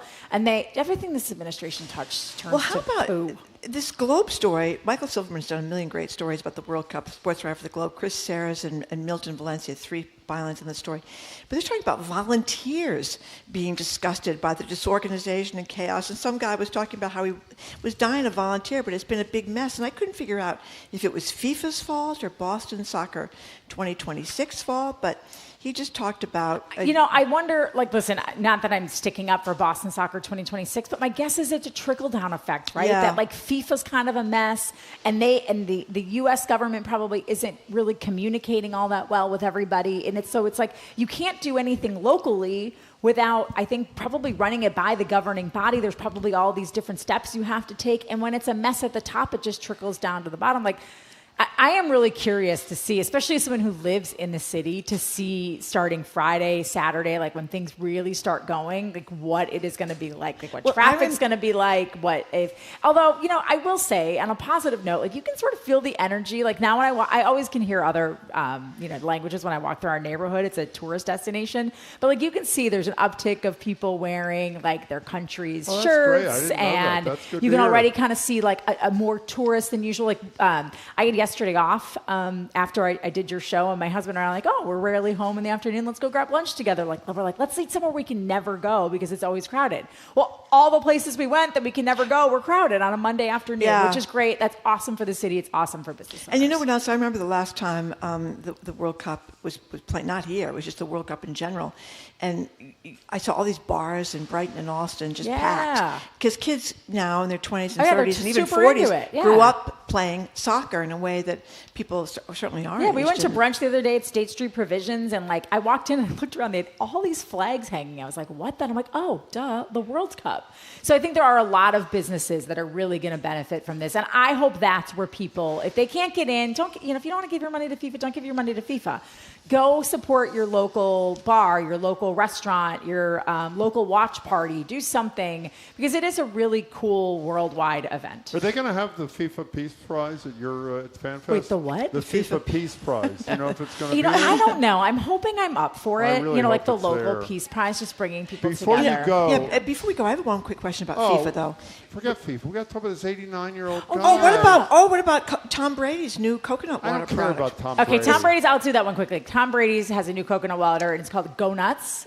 Good Nuts? Good Nut. Good Nut. That's all you need to know. How weird. I just weirded out that Tom Brady has Good Nuts. Too. 89-year-old is about to climb Kilimanjaro. So awesome. I love it. So there's this 89-year-old who did not start climbing mountains until he was in his 70s. And I love the sub headline of this story. It is... somebody find it for me. It's so great. It's basically he's training to climb for his birthday this summer. So he's been trying to climb Mount Kilimanjaro. He's tried one other time, but he started to feel ill and had to turn around. Right. And so now he's been training. He's been walking 55 or 60 flights a day. Yeah. He has moved it to a more favorable time. I think he's going at the end of June. He's going to land in Tanzania. His wife has done it before. But if he makes it to the top of Mount Kilimanjaro in Tanzania, he'll be the oldest. He'll be 90 years old. He's 89 right now. He's turning 90. He'll be the oldest person ever by 3 years to summit Mount Kilimanjaro. And he's just a really interesting guy. His whole thing is you're never too old to try something. Pretty cool. We all put these limits on ourselves because we think we can't do something. What if we flip that narrative and thought about what we can do and what we can accomplish? I have to find the line. It's not in our. We got to. I'll find it. I'll put it somewhere. It's By the way, great. on the same date, late June, Marjorie and I were talking this morning. My hope is to be able to get all the way to the Newsfeed Cafe and get your own lunch unaided. That's the great. No help from Jamie or Marjorie. Okay, that's my goal. 3 more weeks to get there. I just want to get my own lunch. Yeah, we have been speaking with Trenni Casey. Don't go too far. Christina and I don't too. We don't make Jamie get us lunch. Yeah. Just saying, guys. I don't make. Excuse me. I don't make anybody. Do I make you get me lunch?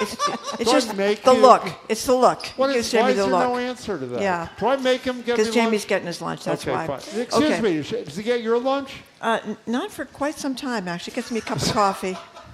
Thank you, well, maybe Jamie. you should ask nicely like I do. We got to go here. Trenni Casey, anchor reporter at NBC Sports Boston. Thank you, Trenni. We're going to speak with the MSPCA's Director of Advocacy to learn about why the state of Massachusetts is pushing to ban the sale of dogs, cats, and rabbits at pet stores. That's next on Boston Public Radio.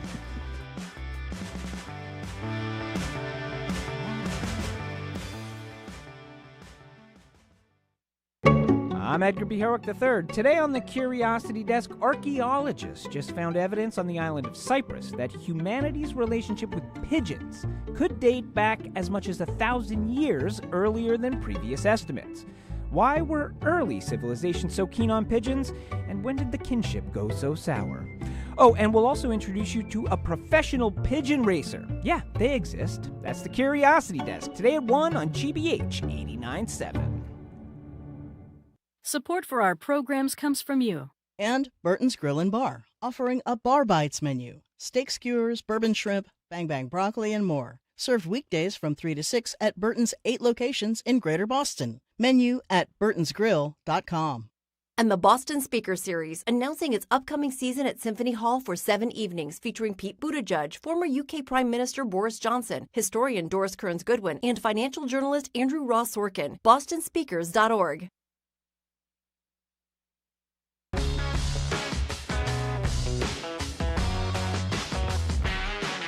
welcome back to BPR and 89.7 GBH. Marjorie Egan, Jim Browdy. We're live at the library, streaming at youtube.com/GBH News. We're back at the library tomorrow. Senator Ed Markey will zoom in to our show at 12:30. Thursday, Senator Sheldon Whitehouse from Rhode Island will zoom in to our show, and we'll play for you an interview with Rachel Rollins, who, as you know, wants to be the Suffolk DA. Again, it's her first interview since she announced her candidacy. In March, the Massachusetts Senate, I think unanimously, passed a bill that would ban the sale of pets like dogs, cats, and rabbits from pet shops across the state. Joining us now on Zoom to talk about the legislation is Kara Holmquist. Kara is the Director of Advocacy at the MSPCA, MSPCA.org. Kara, thanks so much for joining us. Thank you so much for having me. I'm really excited to be here. Our pleasure. Tell us, Kara, so what will happen if this bill passes in Massachusetts? Sure. Well, this bill will stop the puppy mill to pet shop pipeline in Massachusetts. And so what we know is that in Massachusetts, the few stores that do still sell puppies get those puppies from out-of-state, large-scale commercial breeders, what are often referred to as puppy mills. It's not a legal term, but that's what most folks call them. And the standards are extremely low. A dog can live in a cage just 6 months bigger than her body for her entire life. And that is where pet stores generally source their animals from. And then we hear a lot from consumers who have purchased sick pets that are genetically compromised and then heartbroken because they have fallen in love with this animal but are facing big medical bills. So this bill would stop the puppy mill to pet shop pipeline in Massachusetts. You know, as you've mentioned, Kara, which is what I'd read, the vast majority of pet shops, the ones I go into to buy food or stuff for my kids' dogs, don't sell dogs and cats anymore. Why did they stop and why did some not? You know, most of the pet shops, we think there's about 208 in Massachusetts and 6 sell puppies still, so you're exactly right. And I should mention that this bill will not say that those pet shops can't exist. It would just have them convert to a humane business model where they can sell all of the stuff that I know I buy for my dogs, the toys, the food, all of the supplies we have these days to entertain our animals, can offer grooming services, training. So I really think that most pet stores have moved away from selling puppies because the public is more aware of the problems and are now successful selling toys and services and things like that. Before we continue, you're the Director of Advocacy for the MSPCA. How many pets do you have? I have 5. What are they? 5. What are they? What are they? So I have 2 dogs and 3 cats.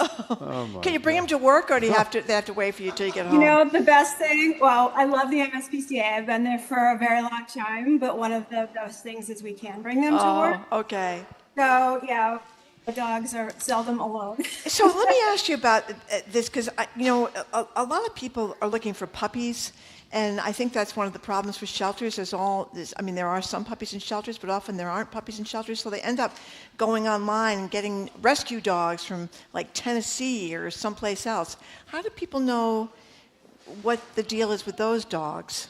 Sure. Well, the bill will still allow the pet shops to partner with shelters or rescues. So I didn't mention that before, but they can still partner. And so people who come in to adopt animals, you know, can still buy the supplies there. And so there's a lot of stores that do that now and are very successful. But people can also get a dog from a responsible breeder. I mean, the problem with the sources that the pet shops get their dogs from is that consumers can't see firsthand how the dogs are being raised or treated or cared for. So, you know, there are responsible breeders across the state where people can go if they want a certain breed or a dog that's a young puppy and can meet the people who are breeding, meet the dog's parents usually, see the type of environment the dog is being raised in. So there's a lot, that's really between the shelters and rescues and breeders locally, that's, you know, with only 6 pet stores, that's really how most people get their animals. And we do have on our website tips for people to ask whether they're acquiring any pet, you know, about how the animal fits into their lifestyle and how to make, you know, really good decisions for their family about finding that good match. So they would find out they would be able to find out from your website about rescue dogs, because I think that's I mean, you don't know that much about the rescue dog either, do you? Well, sometimes we do. I mean, I think that's actually a benefit of adopting a pet and an older pet. You know, we get a lot of information either from an owner, if the owner has had to surrender the animal, which we see a lot for housing situations and other reasons, but we take a full profile. So sometimes you know a lot more about what you're getting because the dog has a history if it's a dog that's a little bit older. And then sometimes we do know about where puppies come from. Sometimes we get litters with the mom and can really help. And they go in foster home, and the foster home gets to know the dog, so can help potential adopter really understand how the energy level of the dog or anything that would be helpful for a potential adopter. And we do get a lot of puppies. I think people would be surprised if they go to our website that we do get a lot of younger dogs too. Good. So it's definitely worth, and not just the MSPCA, across the state, shelters in everybody's community has a shelter. And so it's always worth checking. And there's platforms like Pet Finder so that you can go on there and see, look at dogs and see where they are in the state and try to get that match. Hey, a couple of more quick things before we go, Kara Holmquist from the MSPCA. We were looking around to see who would oppose this, and surprisingly to me, there was a column in the Boston Herald by someone who thinks the bill's a bad idea, and he's the former head of the ASPCA. What are his arguments, and why, in your estimation, is he wrong?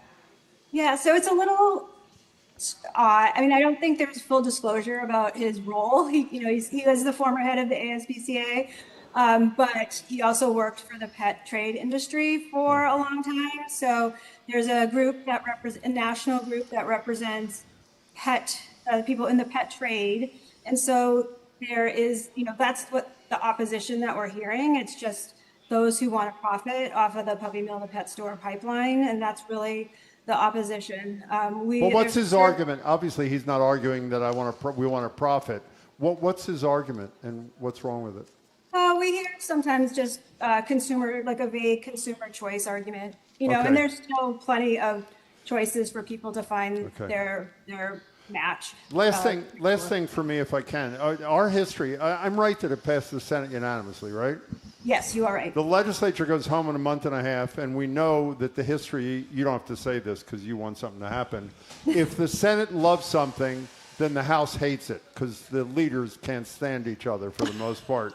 Does this have a shot in the House in the next, 7 weeks before they go home?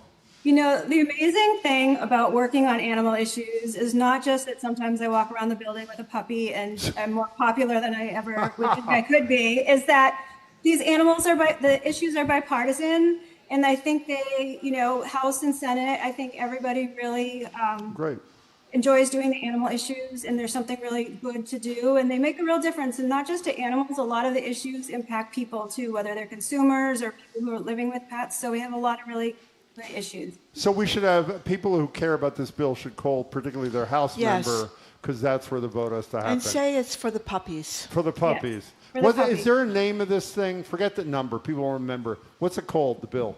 It's called, the nickname is the Pets Act. Pets Act. The Pets Act. Kara, it's good to meet you. Thank you very much, Thanks so Kara. much for your time. Thank you so much. I appreciate it. Be well. Good luck with this. Speaking to Kara Holmquist, Director of Advocacy for the MSPCA. Want information about where to get a dog or anything else animal-related, MSPCA.org. Okay, coming up after this quick break, Jim. Since Trenni and Christina yesterday chose to avoid Donald Trump, we, of course, are taking the opposite approach today, opening the lines to hear from you about why it seems like everything this guy touches gets ruined, including the NBA Finals. I'm Marjorie Egan. He's Jim Browdy, listening to BPR 89.7 GBH live from the Boston Public Library, streaming at youtube.com/GBH News.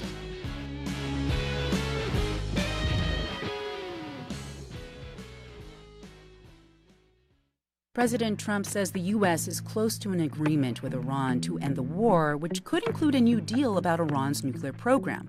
But what might Trump have to concede? What he cannot abide is an outcome that paints him to be a loser, having been played by the regime that he intended to weaken. I'm Elsa Chang. Nuclear negotiations on All Things Considered from NPR News. Today at 4, here on GBH News 89.7.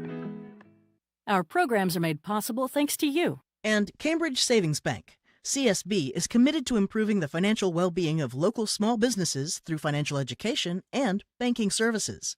Learn more at cambridgesavings.com. Member FDIC. And Dean and Hamilton with Compass Real Estate, representing buyers and sellers in Cohasset, sponsor of the South Shore Art Center's 71st Annual Festival on Cohasset Common, June 19th through 21st. More at deanandhamilton.com.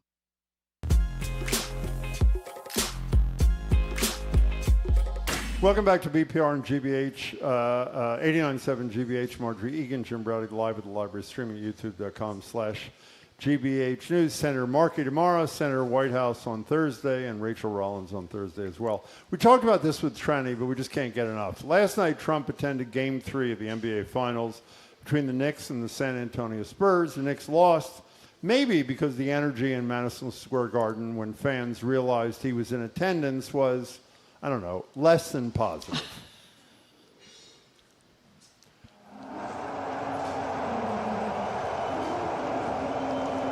As Trump said, that was mostly cheers. It was very enthusiastic.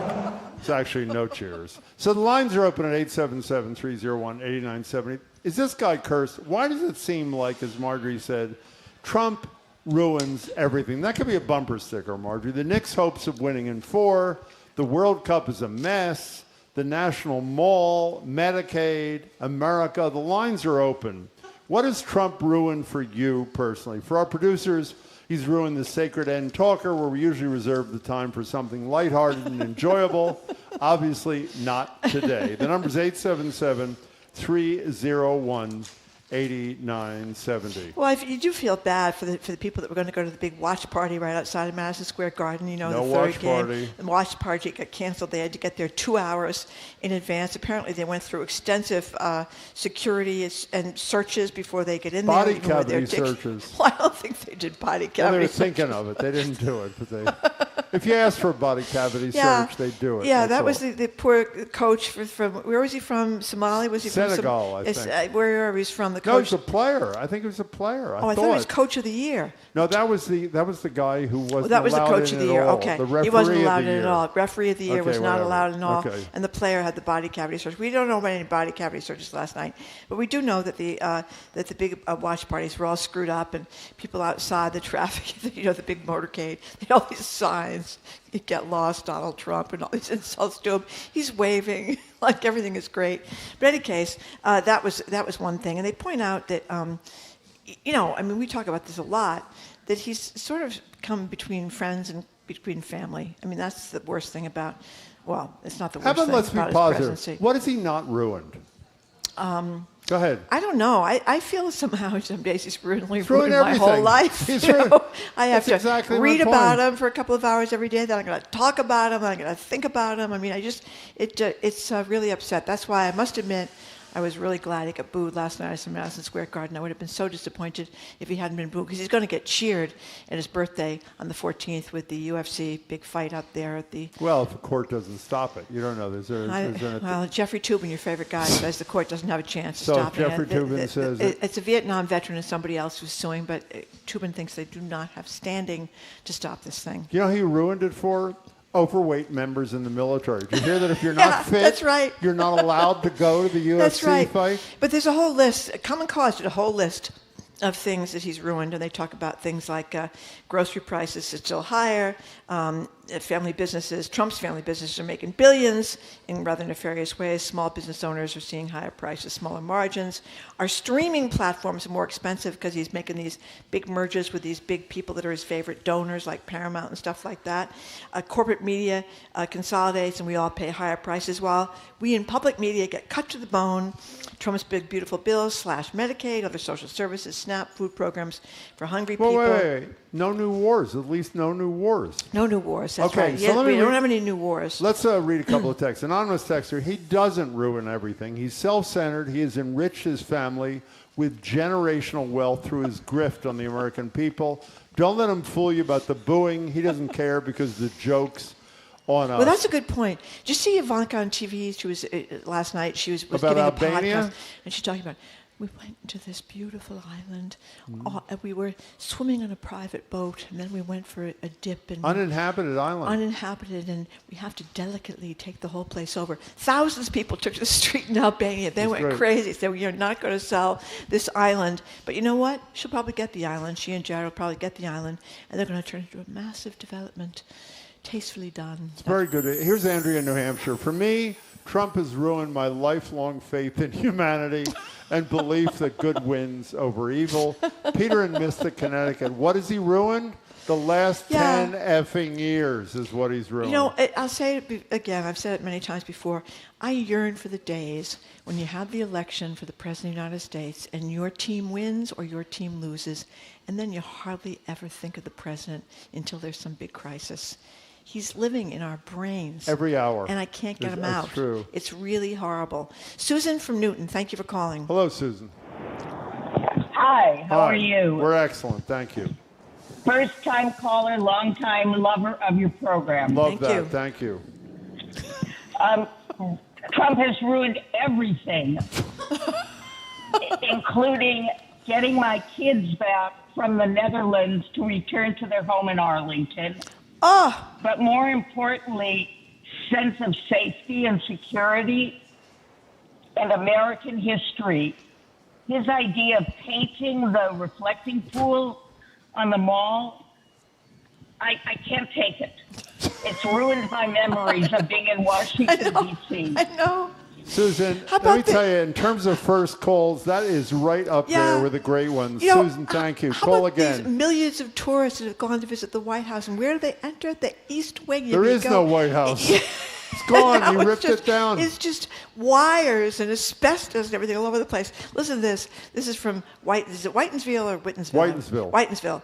Trump has ruined my sanity, insane in Whitensville. Oh my God. Insane?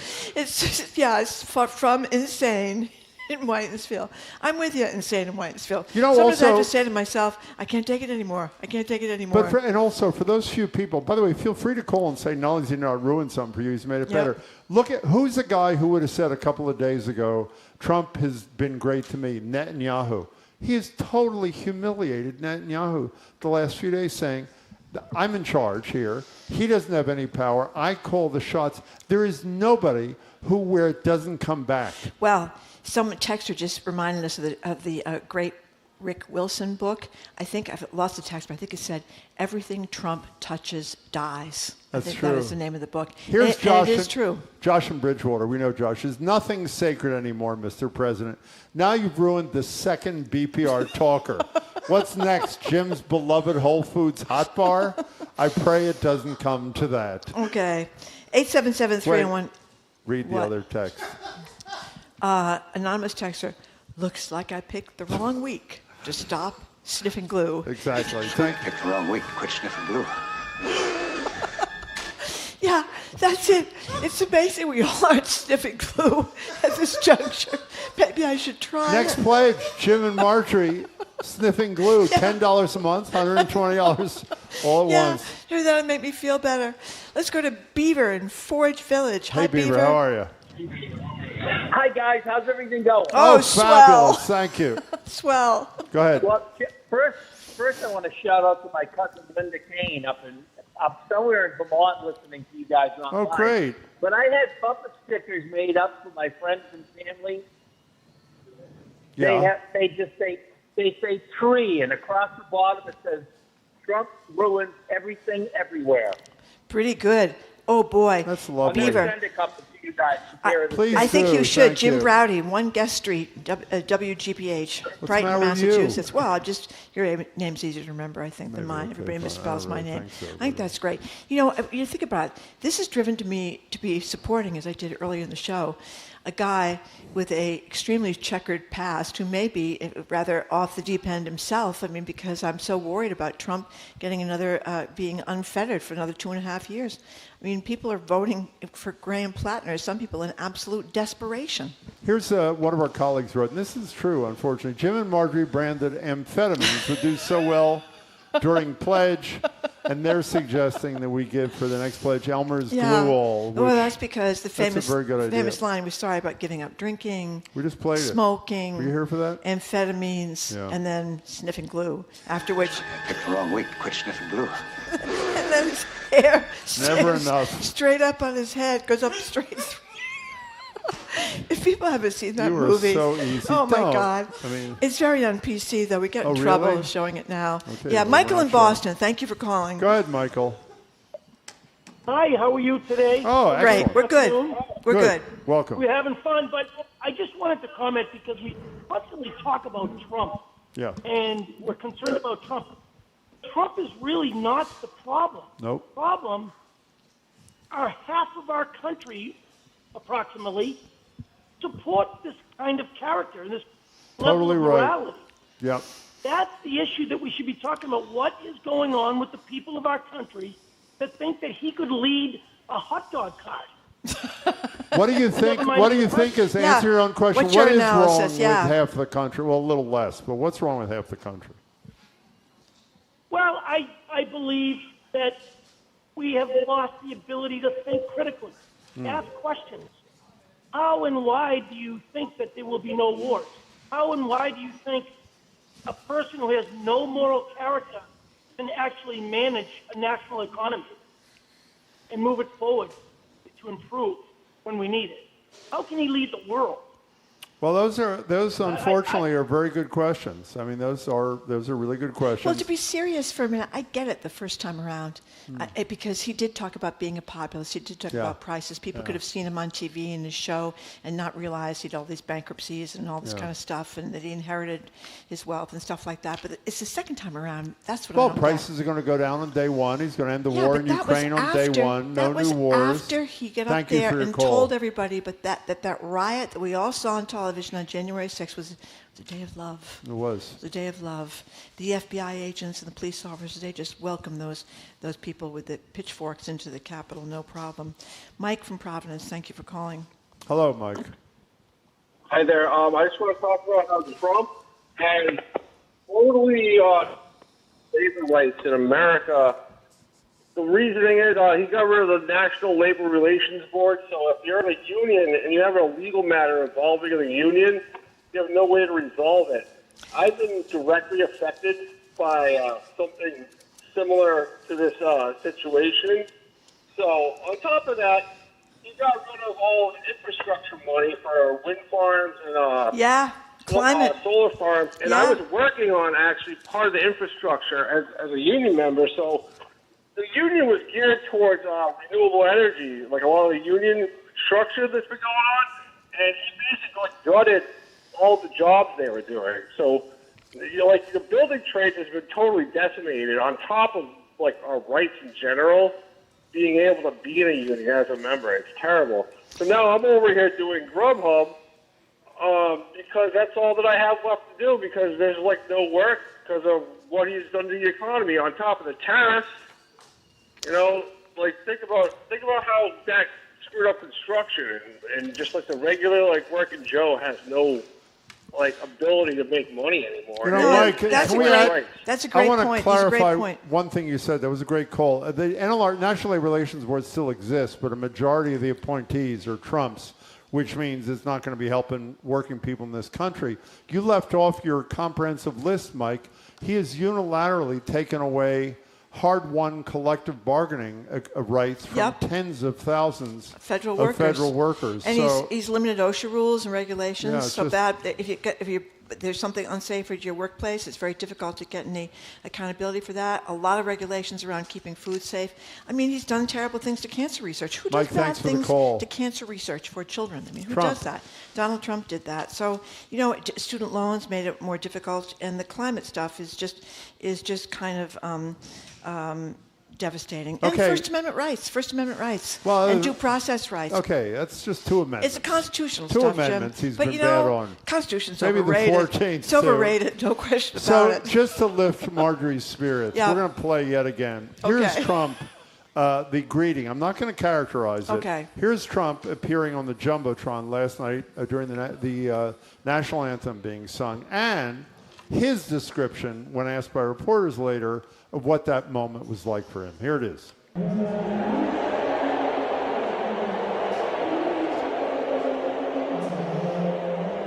It was, I think, mostly cheers. It was loud and it was very enthusiastic. Loud and very enthusiastic. By the way, Jamie did some work during the show.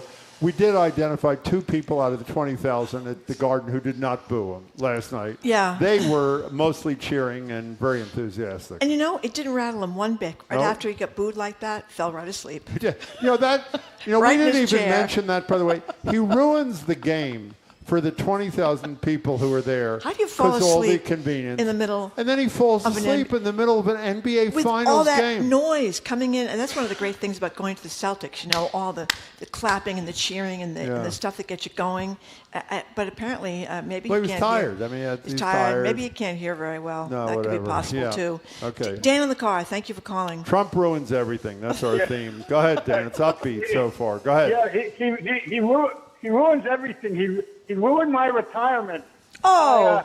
I thought that I'd spend time with my grandkids and travel and read. Now I have to fight fascism. I didn't think that wasn't on my list.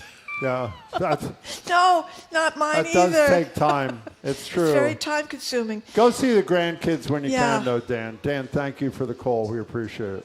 Let's go to 877-301-8970. Izzy in Worcester. Thank you for calling. Hi, and thank you for taking my call. Of course. Wait a minute. I'm the salami lady. Oh, hey, salami hi. lady. How are you, Izzy? He hasn't ruined salami, has he, Izzy? Is the salami still okay? No, this is what he seriously ruined. What is it? He ruined our country because it shows how many cowards we have that don't, excuse me, I hope I can say this, that don't have the balls You can say to that. stand up and say, this is horrific. That's a I'm very 80 good point. years old. I have to live long enough to see him gone.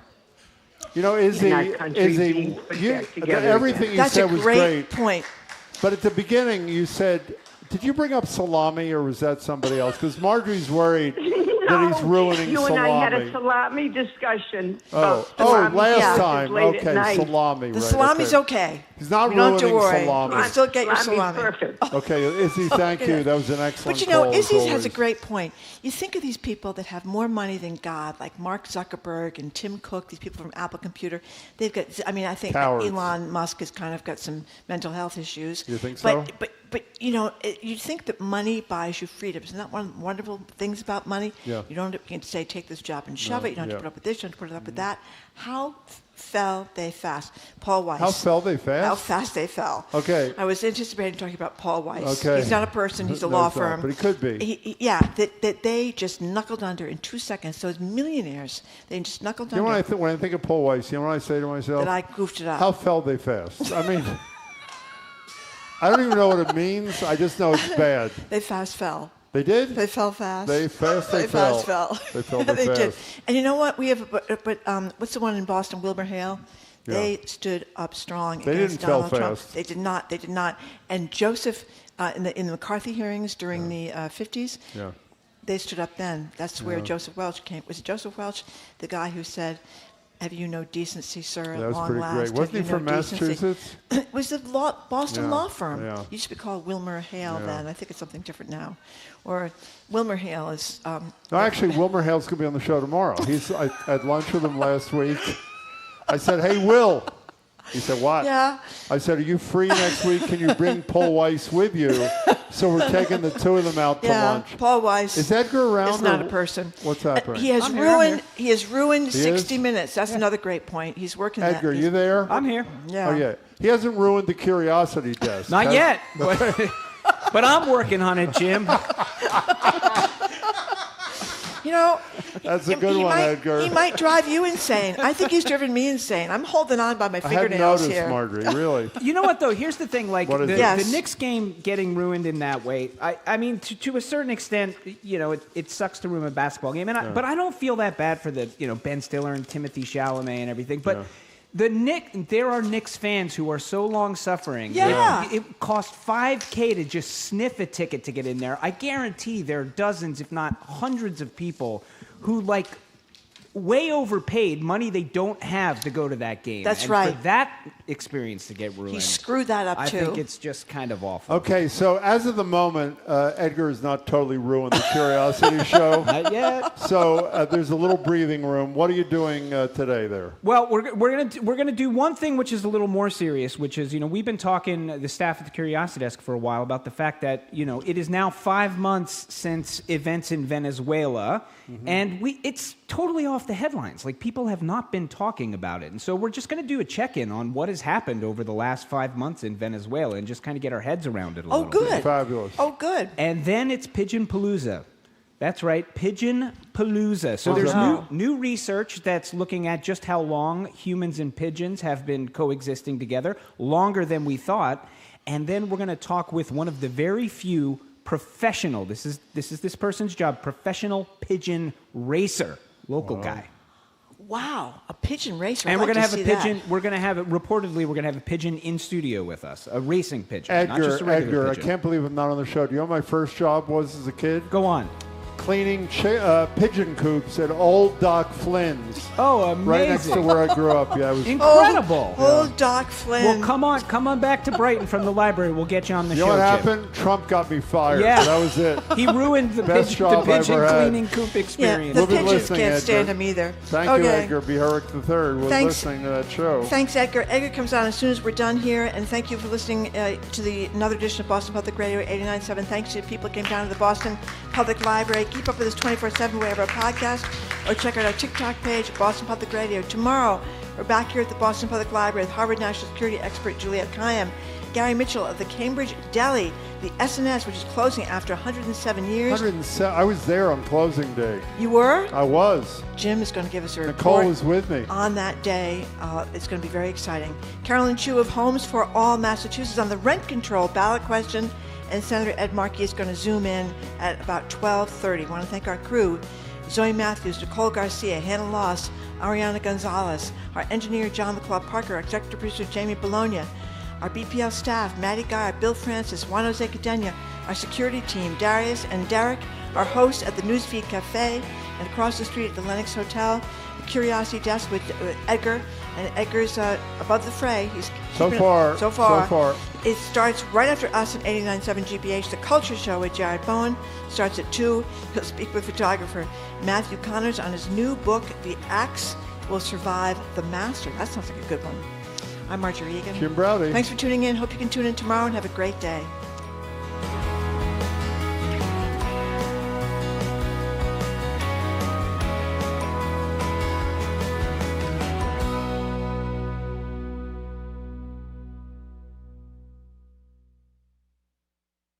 From the stories of centuries past to discoveries that will define our future. How did we get here? How-tos and more. Journey with us down the rabbit hole on the Curiosity Desk. Coming up next on GBH 89.7. Support for GBH comes from you. And the Boston Symphony Orchestra, presenting classical soloists, popular artists, and a week of programs curated by Yo-Yo Ma amid the Berkshire Hills at Tanglewood. More at tanglewood.org.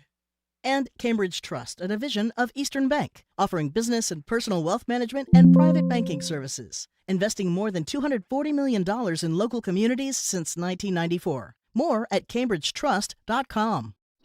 You're listening to 89.7 WGBH HD1 Boston. Online at gbhnews.org.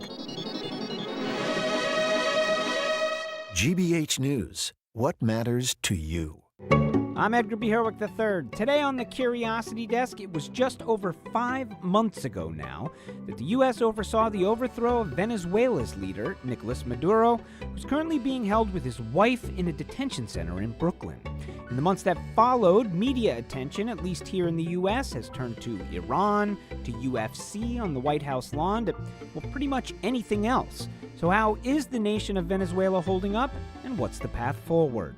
Second half of our show today, pigeons. Archaeologists just found evidence on the island of Cyprus that humanity's relationship with the birds dates back as many as 1,000 years earlier than known. Why were early civilizations so sweet on the pigeon? And when did our kinship turn so sour? Oh, and we'll introduce you to a professional pigeon racer too. That's all ahead this hour on the Curiosity Desk.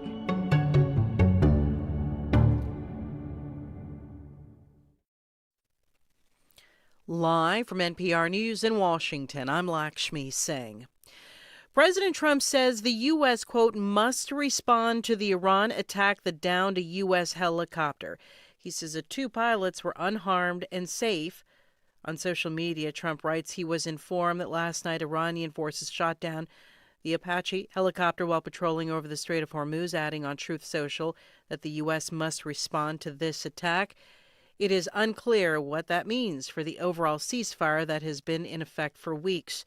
Israeli attacks on Lebanon's coastal city of Tyre have killed at least 8 people. Now Israel is warning that it could strike the Christian Quarter. NPR's Jana Raff reports Tyre's historic old section has been the last remaining refuge for those still in the city. Israel has been attacking Tyre for the past 2 weeks, saying it's targeting the militant group Hezbollah. But it left the mostly Christian section near the city's Roman port and areas around it untouched. Tuesday morning, Israel's military spokesman issued a warning in Arabic. Avihai Adra'i said he was addressing residents of Tyre, including the Christian Quarter and surrounding neighborhoods, urging them to evacuate urgently. He said the move was in response to Hezbollah attacks in Israel. Hezbollah has been fighting Israeli forces that have occupied southern Lebanon, but is also launching attacks on military targets in northern Israel. Tyre's UNESCO-listed heritage includes sites linked to Alexander the Great. Jana Raff, NPR News, Beirut. It's primary day in several more states. In South Carolina, the contest for the Republican gubernatorial nomination features a crowded field with no clear frontrunner, even with one candidate receiving President Trump's coveted endorsement just days ago.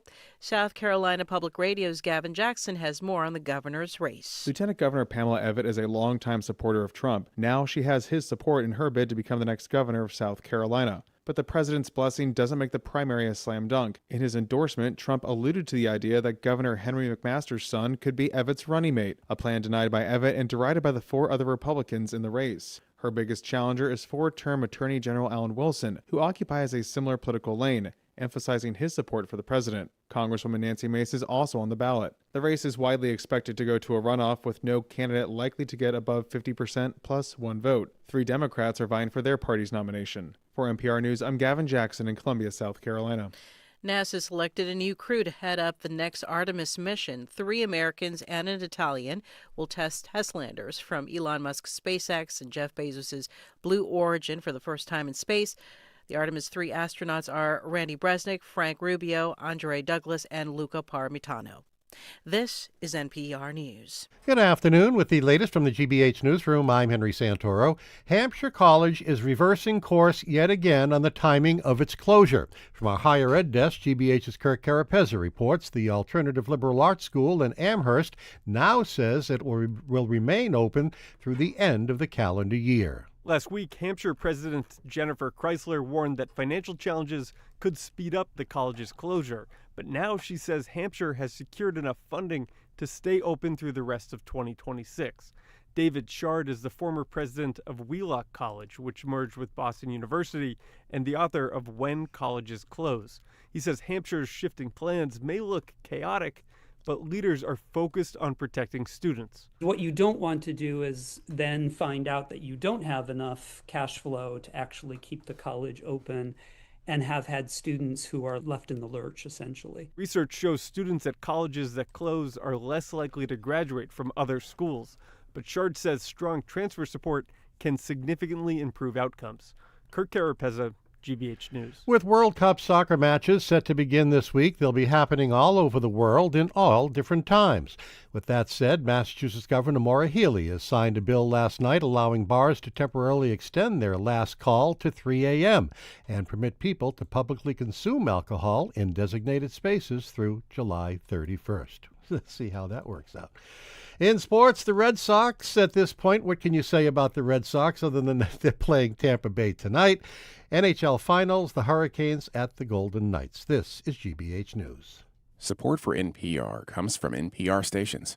Other contributors include Fisher Investments. As a fiduciary, Fisher Investments is obligated to act in their client's interest. Learn more at FisherInvestments.com. Investing in securities involves the risk of loss.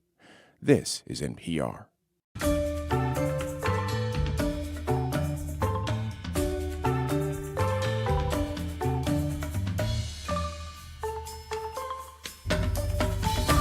Welcome to the Curiosity Desk on GBH 89.7. I'm Edgar B. Herwick III. We are streaming live at youtube.com/GBH News. Why don't you join us there? On January 3rd, 2026, the U.S. led an overthrow in Venezuela of President Nicolas Maduro. You know this. The U.S. dubbed it Operation Absolute Resolve. It was over within hours. Maduro is currently being held with his wife in a Brooklyn detention center. Now, at the time, reaction from the citizens of Venezuela were largely celebratory after years of restrictive rule by Maduro and his predecessor, Hugo Chavez. Now, here's just some of the sound of Venezuelan expats reacting back in January. This is from CBS affiliates in Detroit, New York, and KTLA in Los Angeles. I'm sorry. It's just a feeling. I can't explain it. We make a life here because we had to, not because we wanted to. So we really want to go back. We don't know what is going to happen next, but at least this is the first step. And we are so happy. We're waiting for this moment over 30 years.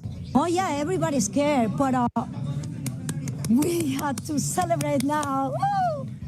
Today, the country is being led by an interim president and Maduro's former vice president, Delcy Rodriguez.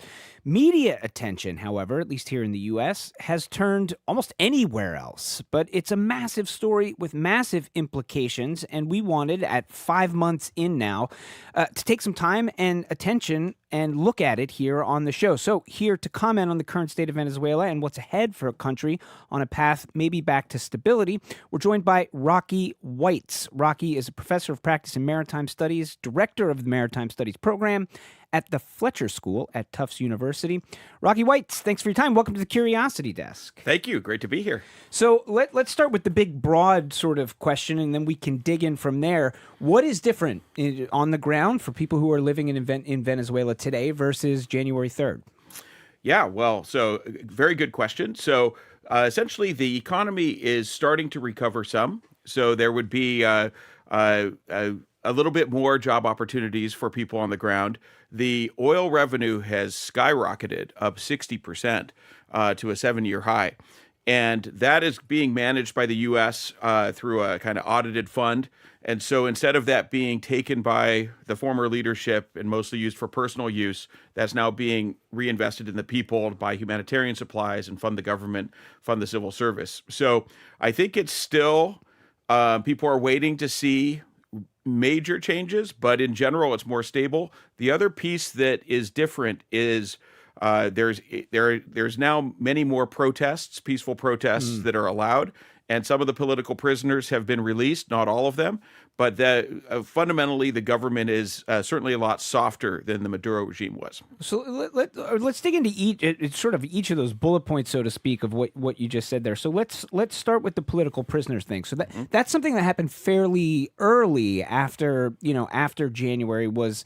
There was a new law passed or what have you, and there were a fair number of prisoners who were released, and then maybe that spigot was sort of turned off. Kind of unclear to me. Where does that stand? Yeah, I would say that the most high-profile political prisoners, most of them have been released. And there's still a lot of pressure on the regime to release more. I would say the other Where's that pressure coming from? I would say from the U.S. Okay. So I was going to say that what has happened also, I didn't mention this at first, is the U.S. has reopened its embassy and therefore has a full diplomatic presence in region. And one of their primary objectives is to encourage more of the political prisoners to be released, encourage opposition and free journalism to happen, and essentially position the country for a democratic transition. What what the administration has said, essentially, they view it as a three-step process. Rubio said this many times. First step is stabilization. I think that's probably been accomplished. Next step is recovery, and that involves the economic recovery, but then also the political process recovery, and then last will be the transition. As somebody who, I mean, just sort of really knows how international relations works, can you talk in this instance in particular, but also broadly? I mean, we hear all the time about things like normalizing relations, or where the embassies are opening back up, or we're pulling our people out. We don't have embassies. How big of a difference does that truly make on the ground to have people from the State Department who are in a country? Is it a huge deal?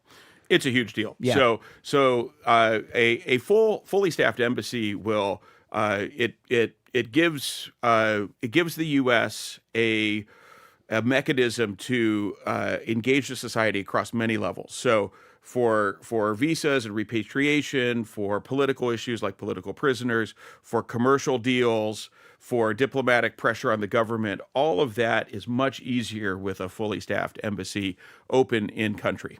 Okay, so let's talk about the oil production piece of this. I mean, this again, if you cast your mind back to the first week of January and right after this happened, a lot of the conversation was about oil. Yeah. President Trump famously said, "But we're going to go get the oil," which a lot of people then commented on. It was clearly a big piece of the pie here, and a big sort of factor in what has happened. So, tell us a little bit more in terms of oil revenues up, but why? How has it changed from where it was prior to January 3rd? Yeah, so this I would say is the biggest change that you've seen on the ground. So the Venezuelan oil industry was really in pretty bad shape. It suffered from lack of investment, declining production, and that has changed very quickly. Very, very soon after Maduro was removed from office, there were U.S. companies still in there. Chevron was still in there, but they increased their presence. Others started to come in, not just U.S. companies, but I would say Western companies are coming in for investment, and that has really turned production around. Of course, the other major thing that happened end of February and March was the Iran war, which spiked oil prices, therefore increasing the revenue per barrel. And in addition to that, two more things. The U.S. immediately, or almost immediately, within a week, eased economic sanctions. So therefore, Venezuelan oil could be traded at a higher value. Most of it's going to the United States, followed by India, followed by the European Union. That's a big shift in global trade flows. It was mostly going to China at a discounted rate. And Delcy Rodriguez just was in India last week. Well, speaking of Delcy Rodriguez, she is now the acting president, has been since just after January 3rd. She's now been on the job for 5 months. What do we understand about her at this point? I would say she's being very pragmatic. I've been actually quite surprised. She's been very focused on maintaining good relations with the U.S., has eased a lot of the restrictions against the people that were in place under Maduro. So I think she's been quite pragmatic, and it definitely has helped stabilize the economy. You listen to the Curiosity Desk. We're talking with Rocky Weitz from the Fletcher School at Tufts University about the state of Venezuela 5 months after the U.S. ousted Nicolas Maduro. Well, one of the things, again, we heard in the beginning when this was still kind of in the news, which it largely has not been, is that, despite the fact that Delcy Rodriguez was now the acting president, well, she was the vice president under Maduro, and, the largely leadership hadn't really changed. Is that still the case? I mean, I understand, there has been some leadership change. I mean, Delcy Rodriguez has made some changes, but not across the board. Give us a sense of how much change has happened in leadership, or if it's largely, quote unquote, the same regime. Yeah, I would say it's a changing regime, but not fully changed. So she's still in charge. Her brother's still the president of the national parliament. So at the senior levels, but you take a level below that, there have been a lot of exits. A lot of new people have been coming in. I know from multiple sources that the U.S. has been very much working to encourage the Venezuelan government to essentially encourage the sort of strong Maduro loyalists to move. Many of them I hear are moving to Brazil, and new people are coming in. And so I would say that it seems pretty clear that Delcy Rodriguez is an acting president, and the administration continues to say, some would say they don't say it enough, but that the focus is on creating the conditions for free and fair elections to happen. And Maria Corina Machado, who is the Nobel laureate and sort of very much recognized opposition leader, she recently said that she will be returning to the country by the end of the year and plans to run for president again. Does this, I mean, given your sort of expertise, your understanding, does this timeline all sound like it's reasonable and adding up? The idea that, the opposition leader is saying, like, hey, I'm going to run for president, I'll be back in country by the end of the year, sort of stages that you are sort of laying out happening one after the other on the ground. What's a reasonable target for free and fair elections to be happening in Venezuela? Yeah, or, I'm sorry. No, that's right. So I would say it probably is on track. I mean, I have been actually surprised in a good way that Venezuela has been quite stable. You haven't seen outbreak in major violence or criminal networks or things that you often see with a regime change. It has been stable, and I think part of the effort the U.S. has been doing, and I've heard this from some of it's in the public, but I've also heard it from conversations with people in the government, is they were very worried if she was flown in immediately in January that she could have been assassinated. And so they're trying to create a stable place. And actually having the U.S. Embassy there, too, is useful because she can at first fly into the embassy, which, of course, is a secure area, and then kind of secure herself. And so I think that it really is on track. I would expect, on the early side, maybe next year they could do an election, but you have to there's a lot to do. They have to essentially put new staff in the election commission, and you need a freer media, and they want to make sure that the conditions are for the elections to be free and fair, and for the counting to be legitimate, so that it can be a peaceful democratic transition that's sustainable in the long run. Well, I wonder about sort of broadly, if we look outside of the U.S. and Venezuela's role kind of on the global stage. I mean, you talked about it a little bit in terms of, a different profile of where they're selling their oil. Relations with India obviously seem to be something that's changing. But, when you talk about elections, this is something that there are international bodies that are always looking at and saying, like, all right, this one passes muster, this one doesn't. So in the 5 months that Venezuela, in the 5 months since January, like, is Venezuela's role on the world stage changing? Definitely. So Venezuela was under Maduro was really very close with China, Russia, and even Iran. And there were that's totally changed. I think the Chinese will still be there from an economic perspective. The Russians actually had bases, and the Iranians had some. Like manufacturing of drones for them was actually happening in Venezuela. So that's all been shut down. And really, they were very much sort of dependent on China for revenue. Yeah. And they had to sell at a discount because they were under sanctions. Now they can really serve the global market.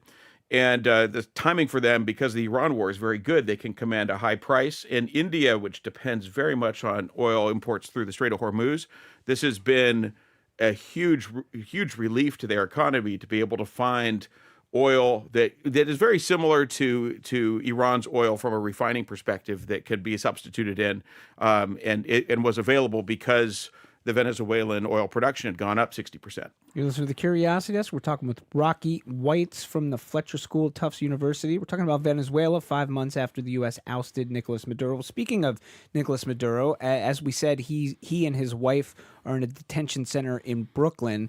What's next for him? Well, they're in the domestic U.S. legal regime, so they will be prosecuted for illicit trafficking. I would say, really, the way that really rhymes with what happened with General Noriega of Panama back in the 80s. Late 80s. So 89, and so that's really, it's very similar. So they're gonna, the wheels of justice they move slowly, so it'll take a time. But that's kind of being prosecuted like it normally would, and they're being held in the jail in Brooklyn until that process concludes. Another country that's inextricably linked with Venezuela and has been from the start is Cuba. President Trump threatened a similar overthrow in Cuba immediately after. He's kind of hinted at it a couple of times since. What is going on in Cuba vis-a-vis changes in Venezuela? So Venezuela provided most of Cuba's oil for free. Yeah. And they were really their strongest economic partner in the hemisphere. Now, Cuba and Venezuela are different in the sense that Cuba has a really strong history, long history since the 50s of resistance to American interference, from Bay of Pigs forward. Yeah. Venezuela is very different. Venezuela was really one of the strongest U.S. allies until the late 90s, until Chavez took over, and was also the wealthiest country in South America. Yeah. And so, Venezuela is extremely resource rich. In addition to crude oil, has a lot of critical minerals, including cobalt. So, I think if there is going to be, and there's no question, they're pressuring the government in Cuba to do some kind of reform. And they have issued an indictment for Raul Chavez, Raul Castro. Yeah. And so there, in some ways, the playbook rhymes, but a change of government in Cuba, I don't think would go as smoothly as Venezuela has. Venezuela's gone much more smoothly than I expected. Mm. Do you have a sense of why the fate of Venezuela has not really been talked about? I mean, is it as simple as what has happened in Iran has just sucked up all of the oxygen? Yeah, so I did my first interview on the Venezuela situation on January 3rd. And then within a week, Trump starts talking about invading Greenland. Yeah. First distraction. And then within, 6 weeks later, the Iran war starts. And that's essentially consumed all, I think, the sort of geopolitics bandwidth for most media outlets. And so I think I really just blame that. And so in part because Venezuela's gone pretty smoothly, it really has not attracted media attention, and I'm glad we're talking about it today. If folks do want to kind of keep their eye on what's happening, what can they do? Where can they look? Well, that's it's you have to really almost set up searches because there's no sort of go-to.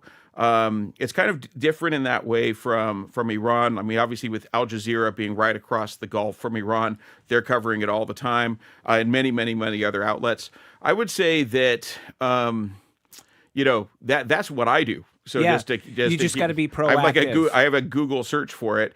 But I think that there will be waves of new coverage. I think that when Maria Corina Machado returns to the country, that'll get a lot of coverage. And I think once she's in country, I suspect there's going to be more coverage because it will be, I guess, just more newsworthy. They'll be building up toward an election. And so there'll be, I think, a powerful opposition voice. Absolutely. Yeah. Absolutely. All right. We've been speaking with Rocky Weitz. He's a professor of practice in maritime studies and director of the Maritime Studies program at the Fletcher School at Tufts University. Rocky, thank you so much for sharing your expertise with us today. My pleasure. Great to be here. Just ahead, we are mere minutes away from the arrival of a live pigeon in Studio 3. We've got a couple of human guests, too, including one Guy Tziperman-Lotan with 4 things you might have missed in the news today. I'm Edgar B. Herwick III. This is the Curiosity Desk. Stay with us.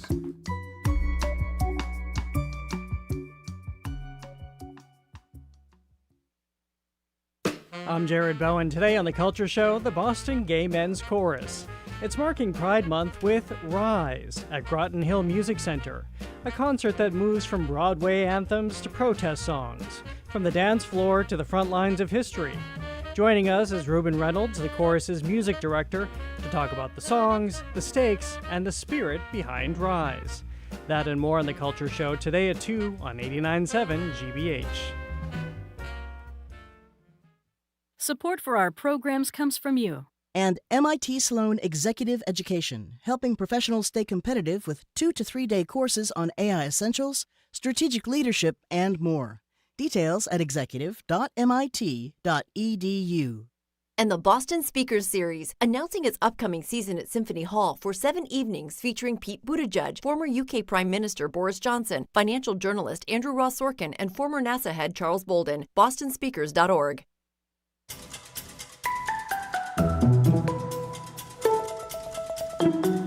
You are listening to the Curiosity Desk on GBH 89.7. I am Edgar B. Herwick III, and we are all streaming live at youtube.com/GBH News. Don't be afraid to join us there, because we will, in just a few short minutes, have our first ever visit from a live pigeon. So this is a good day to check out the stream on YouTube if you haven't before.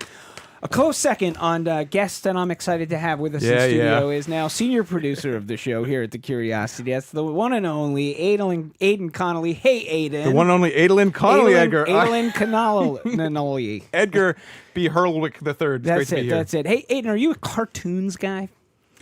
You always come up with these questions. I enjoy cartoons. Interested in cartoons. Yeah, I mean, I really love Pixar movies, the Studio Ghibli stuff, a couple of Disney movies, I suppose. But yeah, speaking of, how about Donald Duck? You've heard of Donald Duck? I've heard of Donald Duck. You know, this morning we were considering talking about Donald Duck, and in my head I was like, oh yeah, I do this great impression of Donald Duck. I was feeling really confident, and then I was practicing it, and I realized that I can't. Let's hear it. Let me hear your Donald.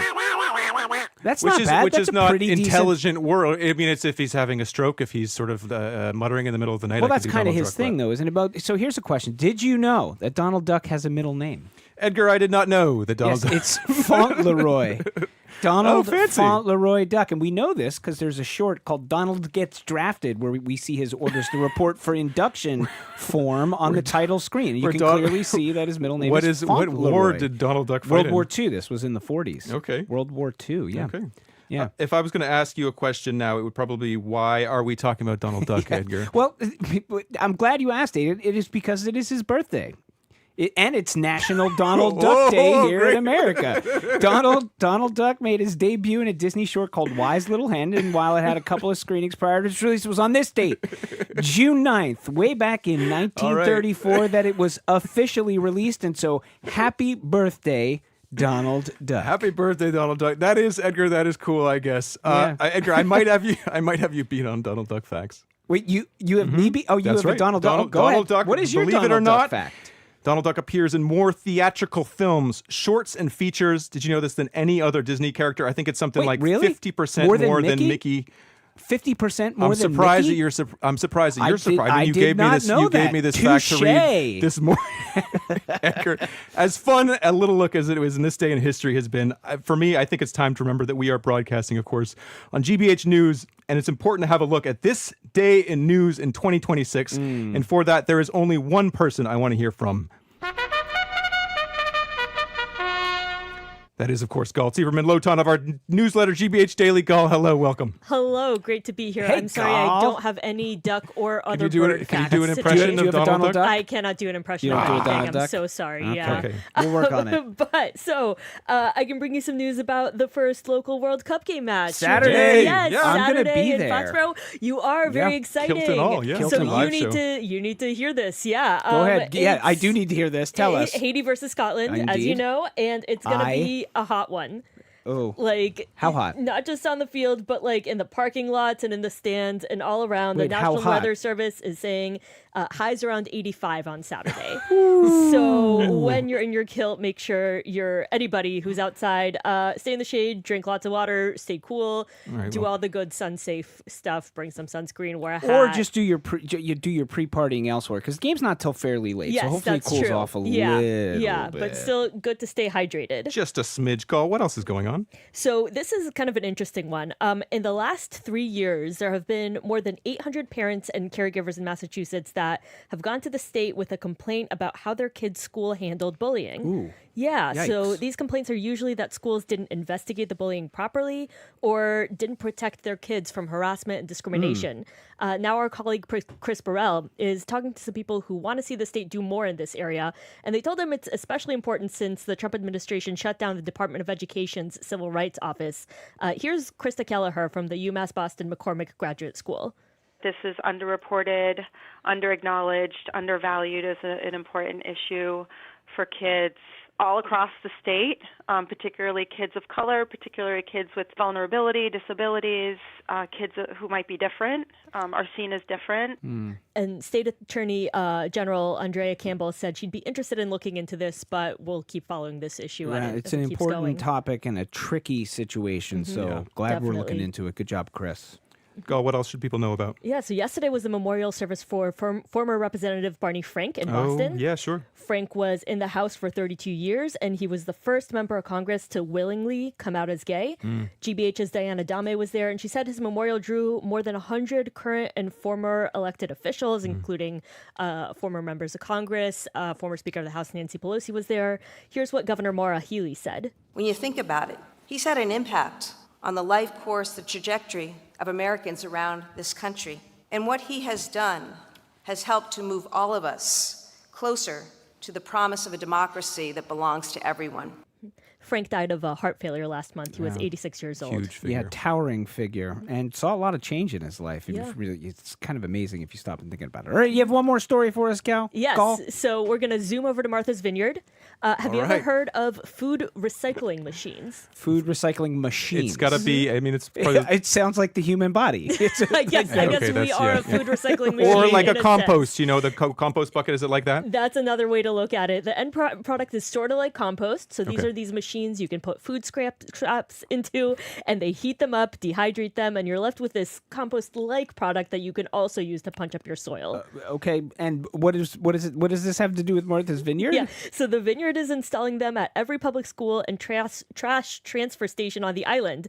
Basically, when they looked at where their food waste comes from, they realized a lot of it was residential, right? They don't have large-scale food manufacturing, and they said that restaurants are pretty good at limiting waste since everything is so expensive. So now people can drop off their banana peels and eggshells and that bag of spinach you never ate and whatever at these machines, and they'll take care of them. Does it happen instantly? Is it like... It happens over the course of about 24 hours. 24 hours. So you put it in. Yes. You hit... and over the course of the next 24 hours, then somebody else is going to get what you put in. Yes. I get it. Yeah. So the high school students are going to be in charge of taking care of these machines, and once they hit, I think, about 100 pounds of food waste inside of them, that's according to the reporting from our colleagues at CAI, they will push the button, make the magic and get happen. the compost. Put those high schoolers to work. Yeah, exactly. Yeah.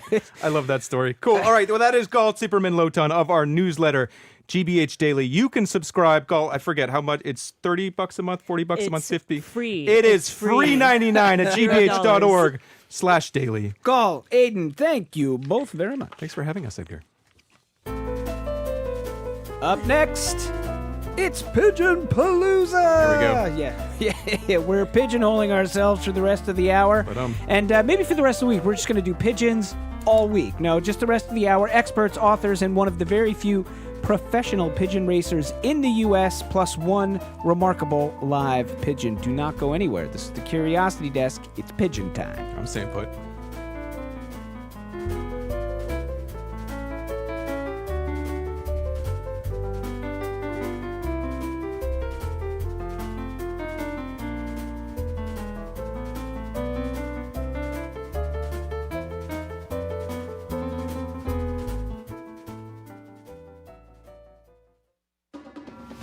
Behind the roar of the World Cup, there's quiet work underway in Massachusetts.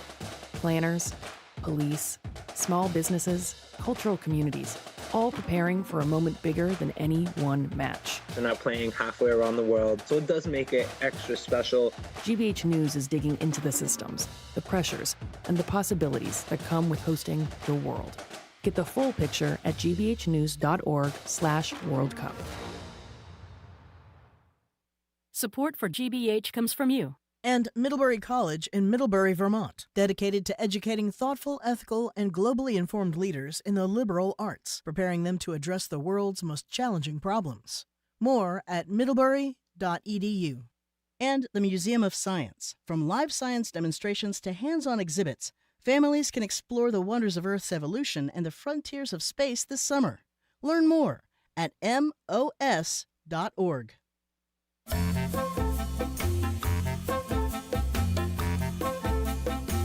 You are listening to the Curiosity Desk on GBH 89.7. I am Edgar B. Herbeck III. We are streaming live at youtube.com/GBH News. All right, here's a curiosity question for you. How long have humans and pigeons coexisted? Maybe a couple hundred years, I don't know, the Industrial Revolution, definitely before the invention of the Roomba.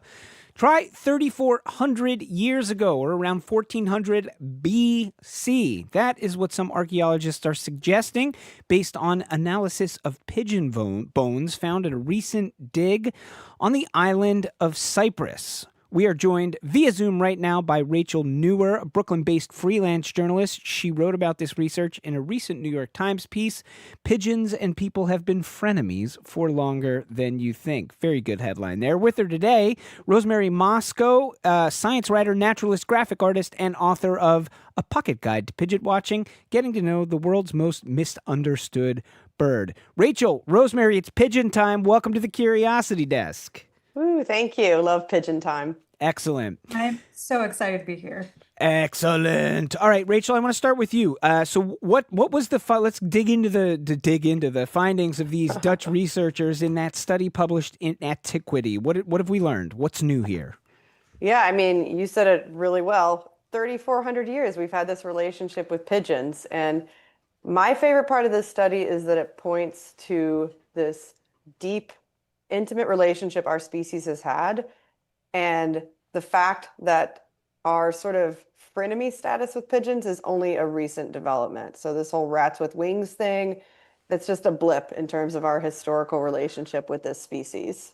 Rachel, can you tell us a little bit, like, I'm always fascinated, like in like sort of, especially in coverage of, something like a new archaeological finding. Once you get past the first couple paragraphs in a piece where you really start to get to describe exactly the way that, scientists use their deductive reasoning to kind of work out what they think happened, the piecing together of the story. So how do we go from, we found some pigeon bones here in the ground to like being able to make some sort of claim about the relationship between pigeons and humans? Draw that line between those two dots for us. Yeah, totally. All right, let me situate you in time. We are on Cyprus, which is this island, beautiful place in the Mediterranean, and we are in a late Bronze Age port city. And there's tons of trade here with Egypt, with the Middle East, and people are feasting. They're having parties. At this time, the island was worshiping Aphrodite, but there were also other gods being worshipped. And that's important because Aphrodite's symbol is the pigeon. She loves pigeons. So really? That might come to play here. Yeah. Okay, so there's these feastings, and researchers today find what are called feasting deposits, essentially like a pile of garbage that you would leave after a party. I love that about archaeology, right? It's like, for us, it's a pile of garbage. For them, there's like an official term for it. What is it called? Feasting? It's a feasting deposit. Feasting deposit. Exactly. A feasting deposit. So within this feasting deposit, the researchers found 157 pigeon bones, and some were from adult birds, some were from nestlings, suggesting that people might have been breeding these birds. And what they did is they chemically analyzed these bones to find out what the birds were eating. And they compared the findings of those analyses with ones from humans who were living at the time. And they found this really striking overlap between what people were eating and what pigeons were eating. Okay. And what does that mean? Suggesting we were either feeding pigeons or they had ingeniously figured out how to eat off of our own scraps. But either way, we're living in this intimate relationship with them. There was another really interesting part of this finding. Tell us. We love interesting stuff. Woo! The pigeon bones, many of them were burned, suggesting that the pigeons themselves, poor things, were part of the feasts. They were also being eaten alongside these other animals. So that actually suggests a really high status place for pigeons, though, if they were important enough to be part of these exceptional feasts, possibly to the goddess Aphrodite. Yeah. Excellent. We love this. All right, I want to bring Rosemary Mosco into this conversation, and let's zoom out even more. And maybe talk a little bit about this, Rachel used the term frenemies, this relationship that we have with pigeons. What do we know about how this developed in the first place? Like, how did we get into interaction with pigeons at all? Yeah, so I love this new study. I think it's really fantastic because there's so much we don't know about the early history of pigeon domestication. So all the pigeons that you're seeing in your city are domesticated animals. They're the feral descendants of a very carefully domesticated and shaped animal. And we don't know when exactly they were domesticated because we're bumping up against the dawn of recorded writing. Wow. So like we have a vague sense that at some point, maybe as far as 10,000 years ago, we don't know when, people were hanging out with pigeons. Pigeons were sort of living in the buildings that people were constructing.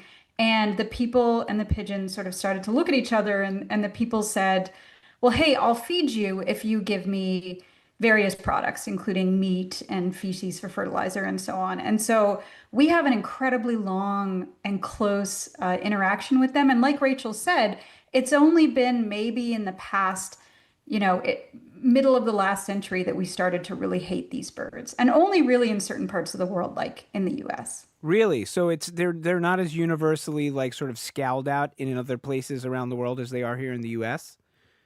Yeah, absolutely. There are other places, parts of India, up until recently, people were using them for ceremonial carrier pigeon purposes, carrying important messages. People still breed them. Imagine going to a pigeon show, sort of like a dog show, where you see all these fancy breeds and people are breeding them to look nice and make certain sounds. There's still a lot of people who breed fancy pigeons. You're going to have a pigeon racer on later, I know. So there are places and people who still care for them. And there are other places in the world where people eat pigeon too, which Americans did up until we started substituting the cheaper, bigger chickens for food. Interesting. Rachel, you as we said, you're Brooklyn based, so you live in New York. I mean, what's your relationship like with pigeons? I am a pigeon lover. Really? I'm an animal lover, but I have a fondness for pigeons. And like, I have an outdoor roof space, and last year this trained pigeon found his way to my roof and was like perching on my finger, and I called him Captain A, and I was having this like special moment. Wait, you called him Captain Captain A? Why Captain A?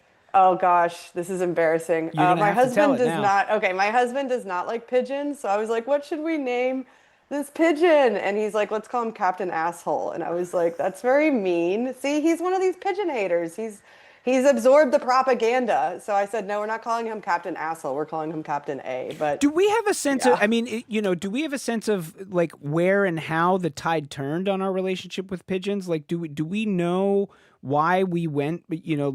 Not only did they sort of, lose their status as like a pretty cool pet, but also like people are hating on them. Like, what happened?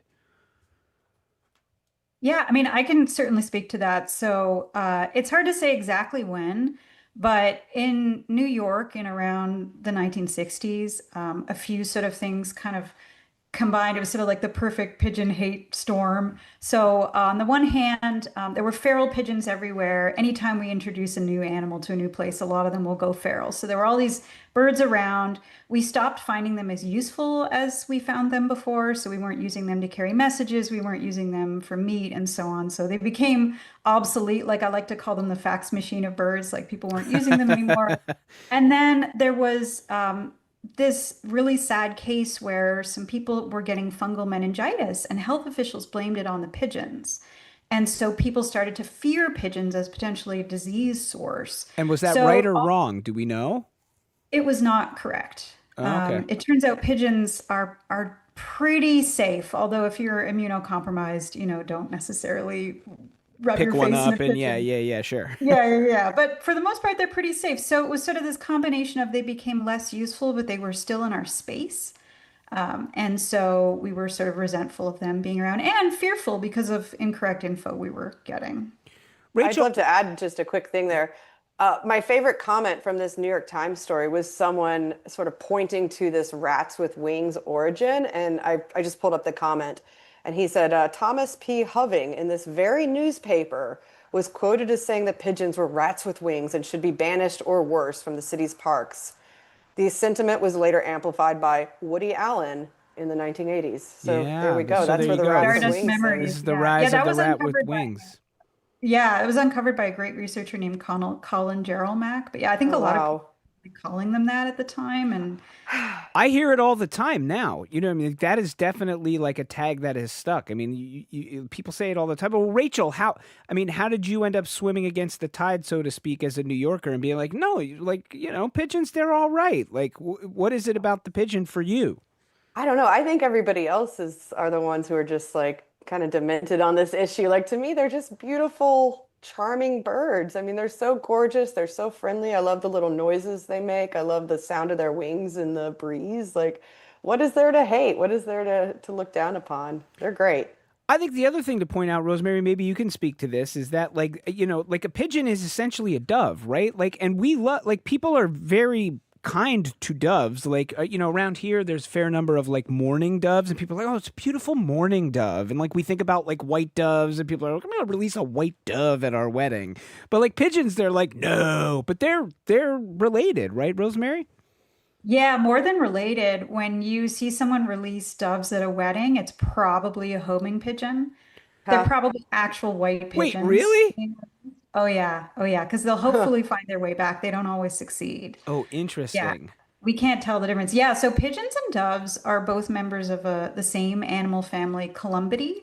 And within that family, English-speaking people have sort of named some of them doves and some of them pigeons, but there's no evolutionary kind of relational connection there. It's just random. And when you look at the city pigeon, there has been a long argument over whether to call it the rock dove or the rock pigeon. And every few years it flips. So this bird is both at once. So the bird that carried an olive branch back to the ark, I'm willing to bet that was a pigeon. Wow. Bold claim here, and I'm going to leave it there on that claim. I like it very much. We have been speaking with Rachel Nuwer, a freelance writer, published in the New York Times, National Geographic, Scientific American, to name a few, and Rosemary Mosco, science writer, naturalist, graphic artist, and author of A Pocket Guide to Pigeon Watching, Getting to Know the World's Most Misunderstood Bird. Thank you both very much. Thank you. Thank you. And folks, you've waited long enough. You might think we're done talking about pigeons, but we've only just begun. I know you might be thinking, what else could we possibly be talking about related to pigeons? Well, I've got two potentially life-changing words for you right now. Pigeon racing. That's right. We are joined by professional pigeon racer, and I did say professional pigeon racer, Guy Quartarone. He's also a pigeon breeder and the owner and operator of Landing Strip Loft in Foxborough. Welcome, Guy. Thanks for joining us here on the Curiosity Desk. Great to have you. And with him is our first ever non-human guest here on the Curiosity Desk. If that is right, a pigeon name. Does he have a name? What's the pigeon's? She, no he? name. I can let the audience decide. Let the audience decide what the name. All right, we're gonna get a poll up on our YouTube channel. What should we name the pigeon? Give us a text if you have an idea there too. That's 877-301-8970. Let us know what we should name Guy's pigeon. All right, Guy. Welcome to the Curiosity Desk. For folks who have never heard of pigeon racing, and I think that would be a fair number of folks, what is it? How do you race pigeons? Well, so really it all starts when they're babies. So racing pigeons, their goal is to come home as fast as possible. Okay. So as a baby, you have to train them out in small increment distances. So for me personally, I'll start them at maybe a quarter of a mile away from home. Then I'll go to a mile and so on and so forth, until they get to 100 miles away. Okay. And then we have a clubhouse. Ours is in Norwood. And everyone from around the South Coast area will all meet up and bring their pigeons to the club. And they get loaded into crates that are specifically made to haul these races. We have a truck driver take them out to the 100-mile station. He lets them go, and then the fastest one home wins. All right, so it's a speed race. Yes, it's a speed race. All right, that's a good start. All right, you have brought with you a pigeon, yes? Yes. Let's break it out. Let's get it out. Yeah. We'll keep talking, but I gotta see this pigeon. Yeah, sure. So where did this pigeon come from? Do you bred this pigeon? Is that it? Like you've had this pigeon since it was born, or did you buy this pigeon? The one that I'm about to bring out now. Whoa. This is my old lady. Yeah, she's 11 years old now. How long do pigeons live typically? Is 11 old, or is it just a young buck? Yeah, 11 I'd say is, they're getting closer to the end. Yeah. So I've had them live in captivity, with the best feed, best care and everything, probably to 15 to 18 years, sometimes 20 years. Yeah. But, wow. Okay.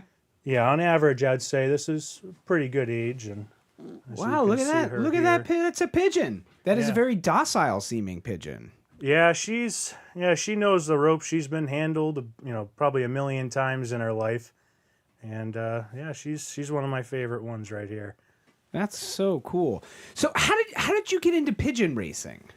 Well, it's funny. I had pigeons growing up. Pretty much my whole life I've had pigeons. As long as I can remember, I've had pigeons. Was it something your parents did? Or? Yeah, my dad was in the Army, and when he got out of the Army, he wanted to get back into it. So when we moved to Foxborough, he got us a pigeon coop, and we watched, there was a documentary on Animal Planet. It was called Taking on Tyson.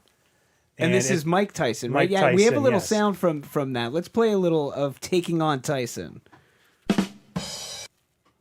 Let's play a little of Taking on Tyson. You can't imagine how many ferocious beatings I took over these pigeons.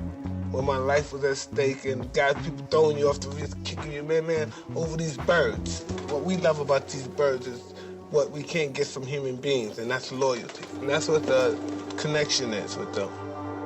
As long as he's alive and his heart's pumping, he'll come back. So this is a real thing. Like Mike Tyson does this. Is that it? Yeah, he does it. So where the show took place it was in New York. I think it was either the Queens or Bronx where he grew up. And I remember watching the show, and I was like, it's amazing. They come back from hundreds and hundreds of miles away, and they'll do it on the day. Yeah. And I said, wow, that's incredible. So I went to my dad and said, hey, I want to race pigeons. And we went down to the local club, and the rest is history. I've gone pigeon crazy after that. Yeah. Who gets into this? Like, what's the community like? Is it big? Is it a lot of people? Is it young people? Is it old people? Is it a mix? Well, around here, it's an older community. It's a pretty niche community. Yeah, you don't say. Yeah, pigeon well, racing, kind of niche. Yeah, I mean, hobby. There are people. It's funny, in the waiting room, I was just talking to the gentleman in there, and he said he knew someone that had pigeons. Interesting. And it seems like everybody has kind of either known someone that's had pigeons, or they've seen something about You're it. like a degree or two away. Yeah, from there's it, even if always you don't something know it. like a little bit about it. Yeah. So, walk me into like a race day and what it's like. Is it high stakes? Is it super competitive? Are people betting on it? Like, how does it work? Well, in our club, so we have, for us, really, the race, pretty much, we just watch it in the yard. And everyone wants to win. No one wants to come in second place. So everyone sits in the yard and they wait. I pace around the yard because I know what time they should be coming home. Yeah. And I'm like, okay, it's 10 o'clock. They should be here at about 10:30. And you start looking up in the air, and it's funny. Pigeons is really the only sport you only see the last 50 feet of the race. Yeah. Because you can't see them from when they get let go in New York to when they get home. It's only when they come over the trees at the house. And how long what's a typical race? Are they all the same length-ish? Well, they vary. So for us, the start of the race, the early ones are about 100 miles. Okay. It varies depending on where you live in Massachusetts, but the furthest ones are 600 miles. And that's air miles. That's not driving miles. 600 miles. So how long does it take for a pigeon to fly 600 miles? They'll do that in about 12 hours. Okay. So they'll go, pigeons, they'll go sun up to sundown. And if they don't make it, they'll get up again and they'll go sun up to sundown until they get home. That's wild. It's pretty remarkable how they do it. Yeah. It must feel like really good every time the pigeon comes home. You're just like, She loves me. It's funny. I'm getting the goosebumps just Really? thinking about it. Yeah. There's no better feeling in the world because I work with these birds all day, every day. It's what I do. Yeah. So when you see them come home, it's like, okay, I did something right. They came home. They love home. It's always really exciting seeing them come home. Do people cheat in the races? Is there cheating? Is cheating a thing in pigeon racing? Yeah, Gaming? to a degree. Really? Wait, really? Yeah. Unfortunately, I wish there wasn't. But how do you cheat? Well, it was I would say it's a lot easier back in the day because the clocking systems were different. But, there was, old tales where people used to put their clocks in the fridge to slow them down so the time wouldn't be as fast. And, there are people, I've seen people, drug reports come up because they drug test the birds in some cases. Wait a minute, you drug test the birds? Yeah. People are pumping them with HGH or steroids or something? Yeah, I wouldn't say steroids. I would say more I don't know, blood a respiratory stuff. thing to Air kind of stuff, open blood up their stuff. airways Yeah, so they keep flying. That's nuts. Yeah, I've seen a lot of it over time. It doesn't happen in this area. I mean, around here, we're all real good. It's all fun and games, and we all enjoy it. But in some of the private held races, where there's big money at stake. There's What's like an example of a private held race where there's big money at stake? Like, and what kind of money are we talking about? Well, there's a race in Miami. They call it the Florida Pigeon Derby, and that's their own thing. So there's only, say if it was my race, I'd be the only one that took care of them, right? And things like that. That's probably not the best example, but in that race, we'll say there's probably $2.5 million in prize money. No. Yeah. So that's like own private thing, like it would only be me taking care of him if I was down there. Yeah. And there's other parts of the country, there's maybe $100,000 first prizes for these races. And wow. It's really incredible. Yeah, that's wild. Well, what about the breeding aspect of it then? Is it? I mean, I'm going to guess it's not the kind of it's not the kind of money that with horse breeding. But is there like if you have like a champion pigeon, are you like putting that pigeon out to stud? Like, how does that piece of it work? Yeah, I mean, it's pretty similar to horse racing. Really? So like say your horse wins the Kentucky Derby. Sure. Everyone wants to have a horse or something down from that Kentucky Derby winner. Yeah. And these pigeon races are eerily similar to the Kentucky Derby, where everyone wants a pigeon from the winner. So the prices can go pretty crazy, and the most expensive pigeon ever sold in public auction was $1.9 million. $1.9 million for a pigeon. Yeah, that was in Belgium. Wow. What do you? I mean, do you sell your pigeons or?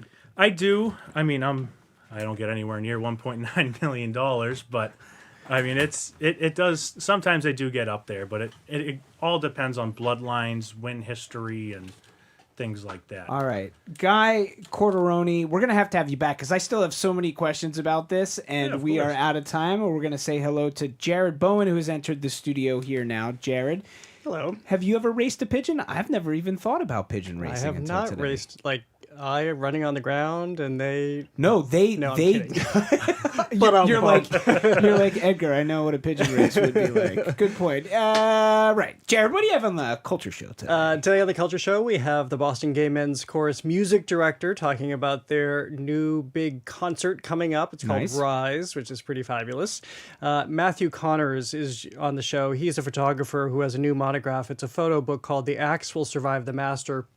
He has traveled to many countries documenting the clash between civilians and authoritarian rule. And we'll talk about the universalities there and his observations and what it means to be in places like Hong Kong, from which he has now been barred, and North Korea. Wow. And Abilities Dance Boston is here talking about Firebird Part 2 based on the classic ballet, but now they're taking a twist on this story. Excellent. That is Jared Bowen and the Culture Show coming your way in 2 short minutes, so do not go anywhere. Looks like in terms of naming the pigeon YouTube poll, it looks like the Edgar is winning at 50%, but also Jared, Jim, and Marjorie have been suggested. So there's some ideas for you. Also, Louboutin, because their feet are red.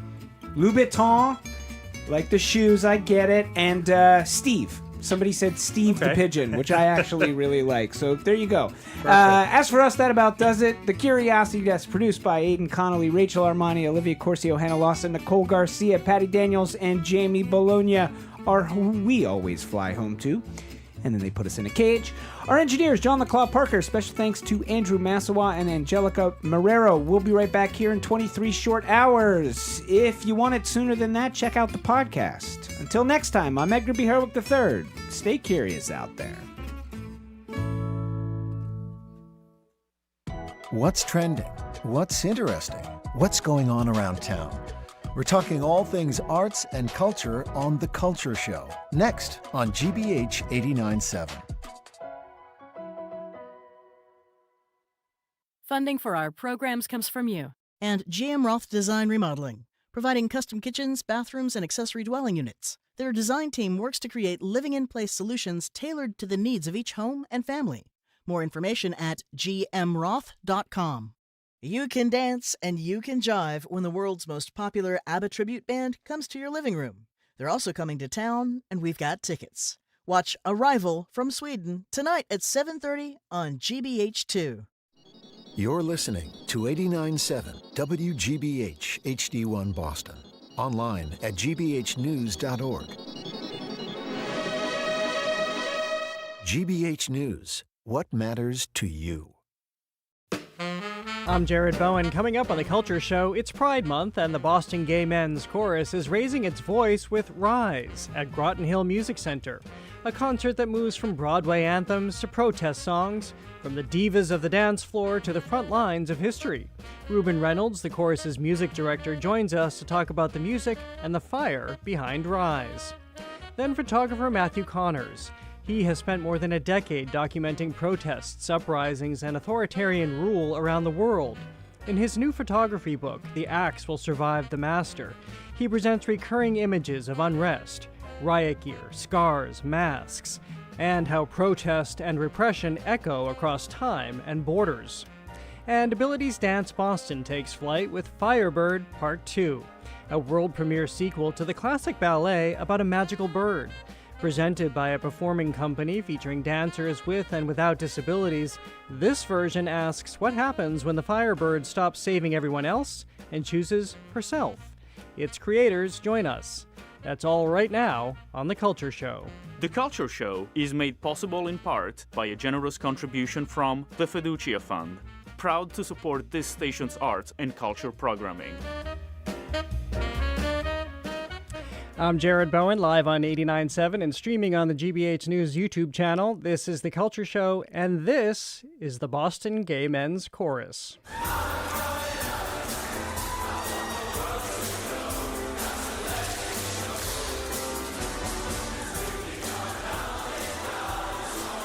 Recorded in 2014 at Jordan Hall, it's the Boston Gay Men's Chorus rendition of Diana Ross's 1980 hit turned timeless gay anthem. And it's one of the numbers the chorus will perform in Rise, a program celebrating protest and pride, bringing together songs of resistance, liberation, and unadulterated joy, from Stonewall to the dance floor. Founded in 1982, the Boston Gay Men's Chorus is now a 250-plus voice ensemble, one of New England's largest community-based choruses, known for fabulous concerts, outreach, and using song as a force for visibility and change. Rise comes to Groton Hill Music Center on June 14th, and joining me to talk about it all is Ruben Reynolds, the chorus's longtime music director. Welcome to The Culture Show. Good to see you. Thank you. So good to see you, too. And that nice throwback to give a sense of what your concerts are like. Well, you know, that throwback is quite interesting because we're singing on this concert, too. Well, give me a sense of what this is a very particular moment this year when you're doing this concert in terms of what's happening politically, what people are feeling. So what are you giving rise to in terms of the program? Well, you know, ideas come from the strangest places. And Joel and I were in New York a while ago, and neither one of us had ever been to Stonewall. So we said, let's take the time and go down to Stonewall and just see what it's like. And it was kind of earth-shattering to me to walk into the Stonewall Inn after having heard the stories for years, sung about it, lived through people's coming out experiences. And I thought, what an interesting thought that if it's this powerful just walking in, what about people who've never experienced this? So in Rise, much of what the beginning of the concert is about that adventure, about being at Stonewall, what it was like to be in a bar where you had to be behind a closed door, where you had to give an assumed name to get in. So we try to recreate this experience for the audience, this horror of what it was. And a very light story through the first half is the story of a young boy who experiences this kind of repression, and then Bronski Beat Small Town Boy leaves town to find his own people. And we wind up in Bob Dylan, The Times They Are A-Changin', because it's part of the journey we've been on. The times they are a-changing, and they're changing again for us because the rights we fought for so long are under attack from many areas in our country right now. And I thought one of the greatest ways to remind ourselves that we must be ever vigilant is to relive some of the journey that we have taken. I'm curious about that experience. Do you remember what you just, the feelings, the memories, even though you'd not been there before, but what you felt when you crossed that threshold into Stonewall? This is going to go in a different direction, but it's the same feeling, and it's where I first had this feeling. Is I was a young music student, and I was working on my doctorate and conducting these orchestras and ran an opera company. And like every other graduate student, I had a job at a church playing the organ. So the Gay Men's Chorus walked in one night and said, "We rehearse here. Our director just quit. Would you do the next concert for us?" And I thought, sure, it's $25 for a rehearsal. Why not? But I can never describe the feeling I had the first time I walked out on stage with that group, because it was a way of combining making music with creating social change. And that's what we do with the chorus. We create social change by telling the stories of our lives. And when I walked into the Stonewall Inn, I felt akin to all those people who fought back that day, to the people whose lives were changed, to the people whose lives are still changed today, just going there and seeing the park and remembering the fight that had to happen for us to get to where we are today. And for me, it was wanting to wake that fight back up in people. Because let's face it, we've gone so far, we've come so far, to all of a sudden be slapped back down is earth-shattering, and we need to stand up and fight and demand that our rights are protected. Do you think that music, we spend a lot of time talking on this show, of course, the Culture Show, about the place of arts in change and protest and resistance, but do you think that song has had a particular connection to the gay community and its moves forward? Do you know, I was sitting in the lobby reading Barry Walters' book, Mighty Real, about the history of gay music, and specifically Cher, because we might possibly be doing a whole concert of Cher next year. I like the tease there that we have. Top secret sharing. Yeah. But talking about how she was part of a breed who always did exactly what she thought was right for her. And I think that's a lot of what, as gay men, we see, or gay men and women, we see that we must be true to ourselves, that we must stand up for who we are, and we must be vocal about that. It's not enough to just live it. You have to demand that people realize that you are being honest to yourself. So I think truly that it is important that we come back and visit this constantly. You have so many great artists on this program: George Michael, Madonna, Lady Gaga, Cyndi Lauper, who are all tied to, again, the LGBTQ community. I want to play a little bit of the Gay Men's Chorus performing True Colors by Cyndi Lauper in 2023 before I ask you about these particular artists on the other side. When I see your true colors shining through, your true colors, and that's why I love you, so don't be afraid to let them show. Your true colors are beautiful, beautiful, like a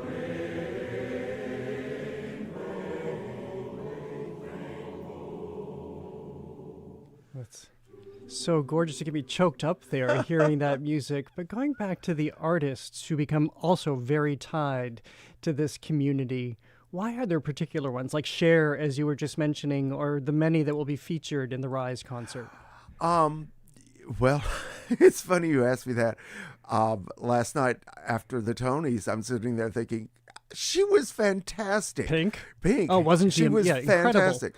And we're actually opening this concert with Raise Your Glass. So I thought, oh, Pink, girl, you did me proud. But it is true that there are certain artists that we come back to time and time again because they come back to us time and time again. They stand up for our community. They stand up for our needs. They are the ones leading the fight in many cases. I mean, Donna said, I'm coming out.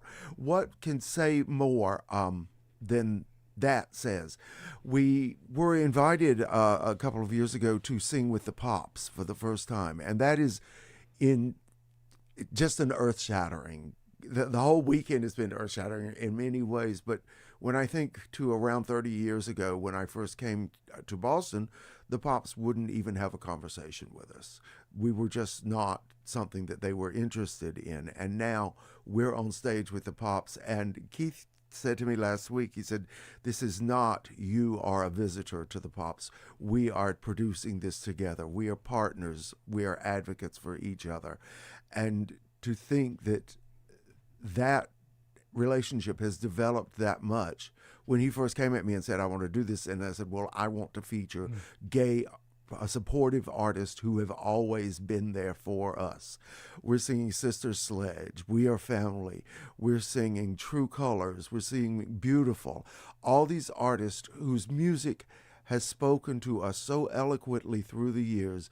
This is a big moment for us to be at the Pops, so we wanted to bring their music to our audience and to the Pops audience. Well, congratulations on that, certainly. I'm speaking with Ruben Reynolds, who's the music director of the Boston Gay Men's Chorus. We're talking in advance of Rise, their concert at Groton Hill Music Center, which is coming up on Sunday, June 14th. Well, as I mentioned in the introduction, you are the longtime music director of the Boston Gay Men's Chorus. Some 30 years later, almost 30 years later, as you mentioned what you just did about how the Pops wouldn't take your calls in the early days, what got you through? What kept you pushing forward in coming to the place that you are at now, where you are performing at Symphony Hall?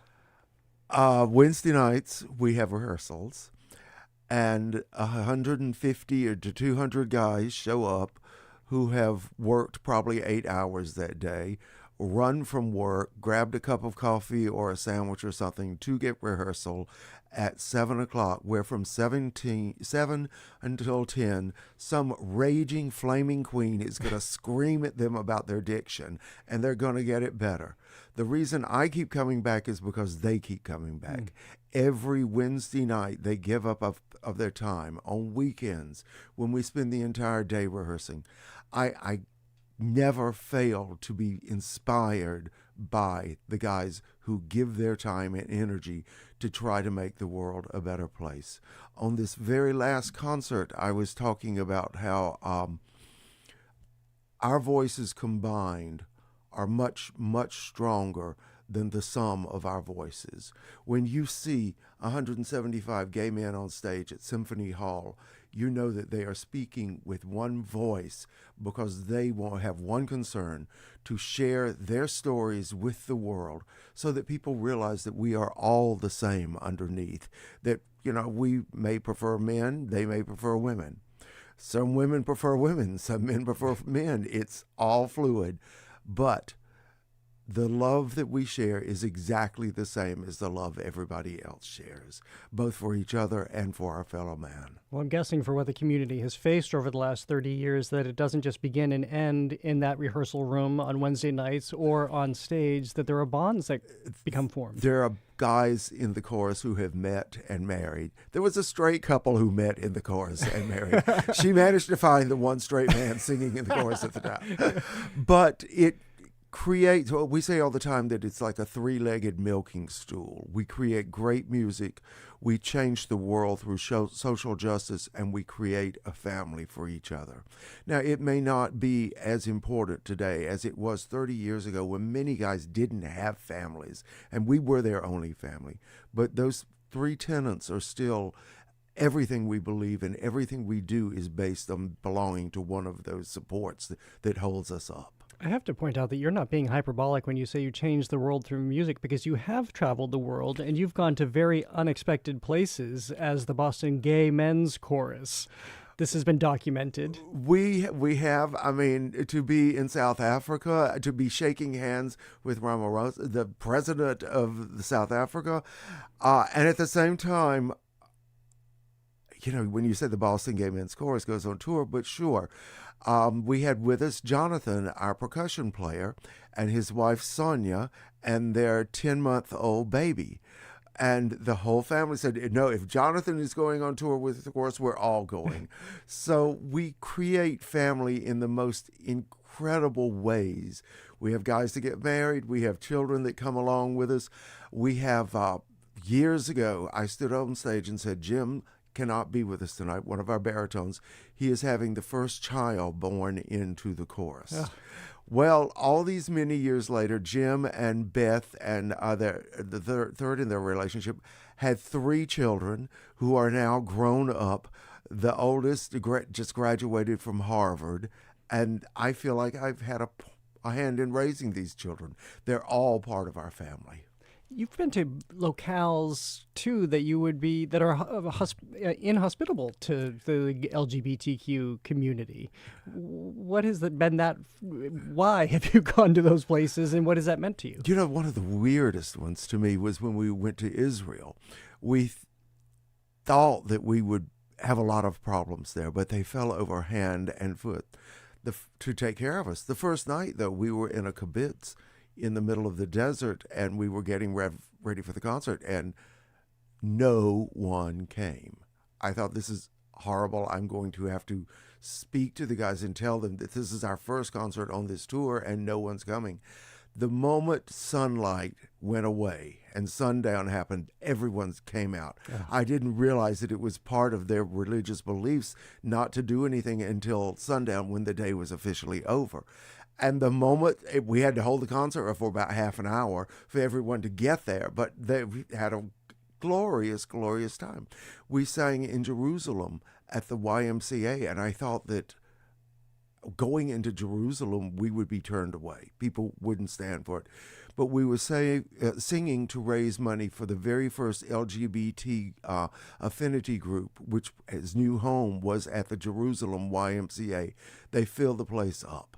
And what I heard over and over again was, we can't believe you were brave enough to come here. When we were in Poland, the League of Catholic Voters decided to protest against us, and they came to the hotel and said, there are protests. We cannot guarantee your safety unless you travel one bus at a time surrounded by armored cars. So it took us 3 hours to get to the hall, because literally one bus at a time. And you couldn't get into the hall because all the protesters were lying on the floor on the street. And this cab pulled up, because I'd snuck out. I had to see the whole thing. They told me not to do it, but I was like, I'm not missing this. And the cab door opened, and these 2 little old grandmother ladies got out, and they looked at each other, and they grabbed each other's hands, and they started stepping over the bodies in the street till they got to the concert hall, and they came right on in. Wow. That night, we opened with Mater Polina, which is Gare Mater Polina, a national hymn of Poland, so to speak. And I was conducting, and I heard all these popping sounds. And I knew that there were policemen with guns in the aisles to protect us. And I thought, what's going on? But no one in the chorus looked upset, so I thought, okay, I'm just going to keep going. And I got up and I turned around, and all the seats were spring-loaded. And when we started singing their national song, they all stood up, and the popping was the seats popping back. I thought, okay, we can do this.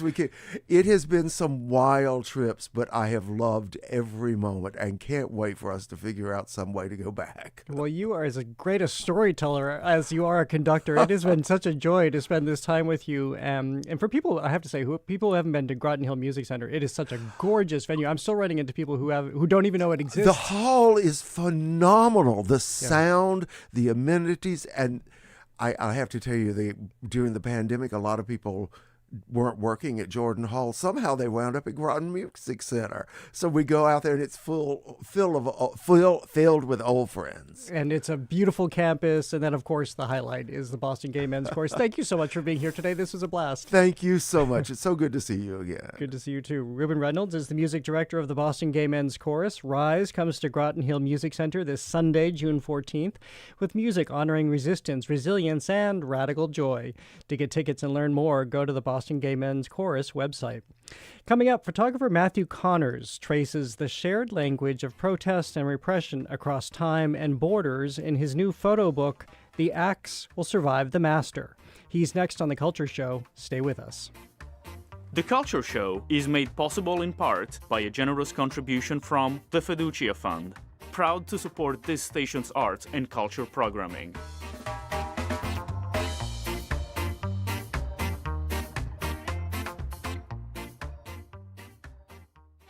250 years ago, Massachusetts ignited the revolution. GBH News is bringing together the people, the places, and pivotal moments that took Massachusetts from colony to Commonwealth. We all really think it's important to get the history out there. There's a little bit of a feeling of being plunged back into history because you're right here where it really happened. Discover the stories at gbh.org/America250. Funding for our programs comes from you. And PNC Bank, who believes when you pay attention to the details, amazing things can happen. Like when you check the pockets of a jacket you haven't worn since last fall and find $20. PNC Bank, brilliantly boring since 1865. And Newport Mansions, presenting Revolution Reimagined, a new exhibit exploring Newport, Rhode Island's role in the American Revolution and how later generations reshaped the city's collective memory. Opening June 25th, newportmansions.org. And Hunter Higgs LLC, presenting Black Cat, a new play by Dan Hunter, a drama exploring science, Parkinson's disease, memory, and discoveries of the soul, June 18th through June 28th. Ticket information at bostonplaywrights.org. GBH is committed to lifelong learning, and the Beacon Circle shares that commitment with gifts of $2,400 or more. It's one big way to help keep our community informed and connected. Learn more at gbh.org/Beacon Circle. I'm Jared Bowen. This is The Culture Show on 89.7 and streaming on the GBH News YouTube channel. For more than a decade, Matthew Connors has traveled the world photographing protests, uprisings, and places shaped by authoritarian rule. From the streets of Cairo, Hong Kong, and North Korea to our own United States. His photographs reveal protesters and police, barricades and checkpoints, erasure and scarring. As he documents surveillance cameras, stifling smoke and broken glass, it's clear his are landscapes and people marked by conflict. He delivers us a visual language of repression and resistance repeating across time and borders.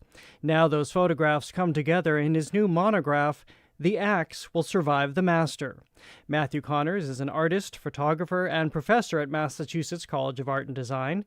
His earlier book, Fire in Cairo, received the International Center of Photography's Infinity Award for Artist's Book. Matthew Connors, welcome to The Culture Show. It's really a pleasure to have you here. Thank you for having me, Jared. Well, I've just described at the outset some of my impressions in moving through your book of photography. But how would you describe the body of work people will find here? I see the book as a distillation of over 12 years of work that I made across multiple continents. And I think the main anchor points are some of the things you mentioned, like ongoing protests in America, the pro-democracy movement in Hong Kong, and the early months of the war in Ukraine. But the book also includes pictures that I made from the Egyptian Revolution, from multiple trips I made to North Korea, as well as to Cuba and other places around the world where history has been unfolding.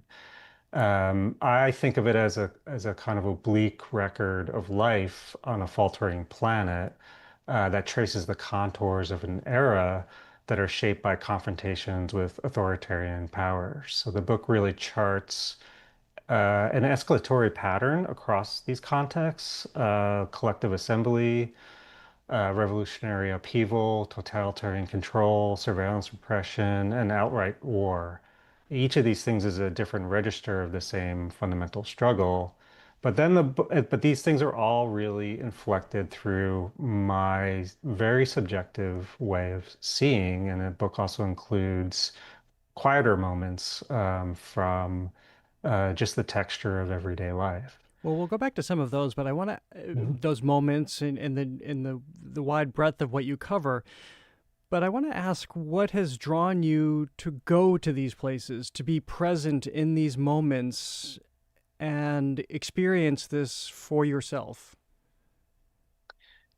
I mean, that's a great question. It's sometimes, I'm reflecting on this a lot right now.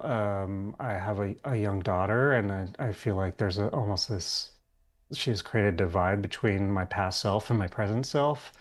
And it's sometimes hard to get back into the mindset of what motivated me. I think it was a sense of needing to understand these situations better and the limits of what I could understand just through consuming media. It was a growing sense of frustration of what was going on in the world and wanting to be present for that.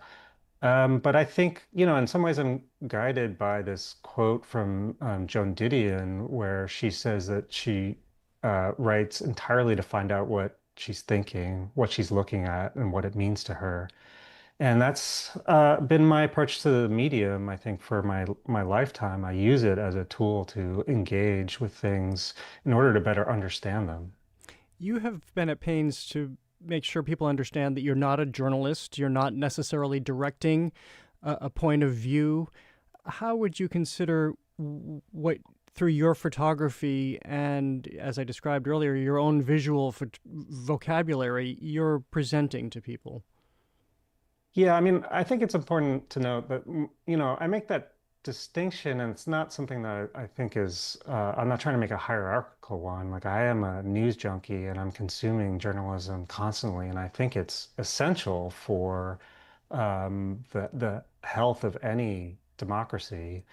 But I think there's a very different approach that journalists take, and a set of conventions that they have to work in, and a time frame that they have to work in. And I don't know that I have the capacity to be a good journalist. They really have to work under incredible amount of pressure to put themselves in the right place at the right time, to interpret events as they're unfolding and dispatch those images to editors who will later disseminate them to the world. And so there's a lot of pressure on journalists, and I've worked adjacent to many of them, and I've seen how they work, and I have so much respect for what they do.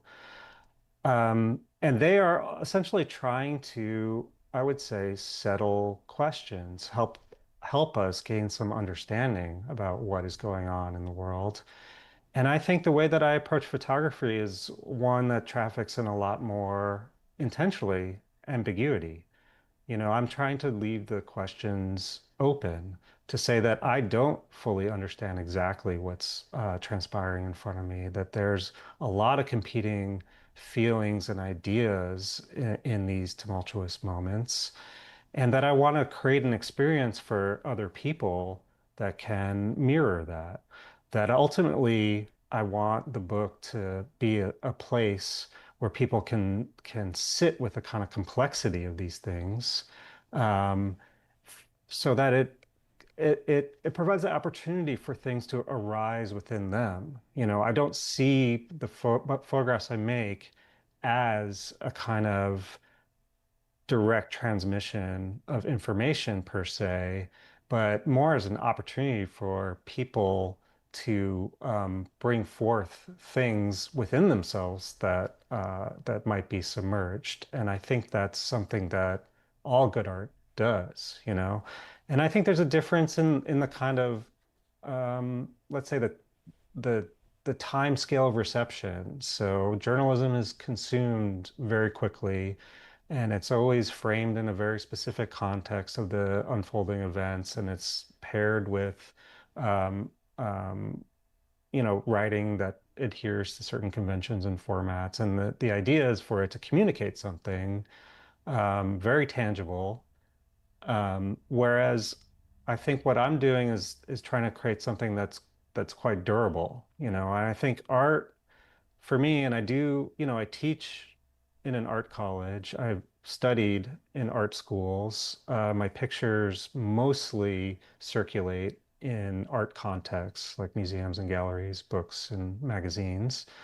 But I think the sort of timescale of the conversation of art is just longer. I feel like art is not always, though it is of the present, and art always strives to be made of its time, it's often a conversation with the past and the future more than it is a conversation with the present. Well, knowing that you've talked about your photography and books in this way, again, taking the slower approach where we might glance at a photo online or in a newspaper or given to us in some other form of media and then quickly pass through knowing it's tied to a story, spending the time with your book that I did, I was struck by how you've captured what unfolds in humanity across continents, across cultures, across groups of civilizations. In particular, I'm thinking of one image. It's either a before and after, or knowing how you lay things out. It's an after and before, but basically of a streetscape that could be it is very ordinary, with pavement and a doorway and a tree that can quickly become a battle scene. What has occurred to you as you recognize that no matter where you are in the world, there will be and has been these conflicts? I mean, that's a good question. I mean, it just makes you see our landscape very differently, and I think, and different people see the landscape very differently. And I mean, I think we're experiencing that in America right now, where Minneapolis, the streets of Minneapolis can look very different to different people depending on whether or not you just happen to have citizenship in this country, right? So they become the sort of otherwise quite banal streets of that city, um, you know, can be very, very fraught psychic territory for people that feel like there's threat constantly lurking behind it. You have embarked in portraiture in the past too, and I'm wondering, in specifically projects around portraiture and the Occupy movement, how has that affected your subsequent work as you've been in these conflict situations? That's a really good question, because I think the arc, and I consider this book to be in some ways a completion of a trilogy of three bodies of work. And the first one was that project I did called General Assembly, which was a kind of expansive portraiture project where I photographed as many people as I could and were willing to participate in that project over the course of the first year of Occupy. And it turned out to be over 600 portraits. And that's really the book. They're sequenced more or less chronologically. So you see the one revolution of the Earth throughout that year. And that carried over into the fire in Cairo. In fact, someone I photographed in Zuccotti Park was an Egyptian activist who encouraged me to visit Tahrir Square.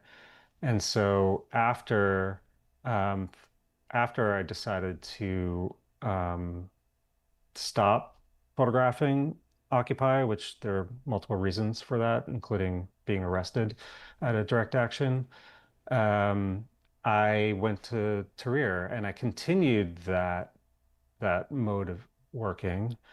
For me, portraiture early on, that was important because I was bringing back prints of the portraits I was making and handing them out to the people who had photographed on future chance encounters. And there was something about that exchange of images and ideas that I felt was helping to sort of crystallize the social fabric of that movement in a way that was never really quite intentional. I never really made those pictures thinking they were going to be a project. That was just the way that I thought I could participate. And I just had a hard time stopping doing it. And so I did continue that. There is a whole section of portraits in the Cairo book, but there are very few portraits in this new book. And that's in part a shift a way of seeing, but that's also for me realizing, and I think this is something I really contended with in Hong Kong, was the advancements of the surveillance infrastructure, and the ways in which photographing people's faces could put them in jeopardy, and there were real consequences. And this was something that in Hong Kong was called a kind of white terror of retribution from the Hong Kong government and through the Chinese Communist government of people who had been engaging in civil disobedience. I'm speaking with Matthew Connors, an artist, photographer, and professor at Mass Art. We're talking about his new monograph, The Axe Will Survive the Master. Well, speaking of access and arrest, in thinking of the places you've been, you've been banned from Hong Kong, you've accessed the streets of North Korea. How much thought have you given to the places you go and what risk that presents to yourself? Well, it always depends on the situation. I like to say I'm willfully naive about those risks. And in a way, I've been quite lucky, because there have been much more dire consequences for others who, and mostly the risks of people who are engaged in these kinds of uprisings in their hometowns and their home countries.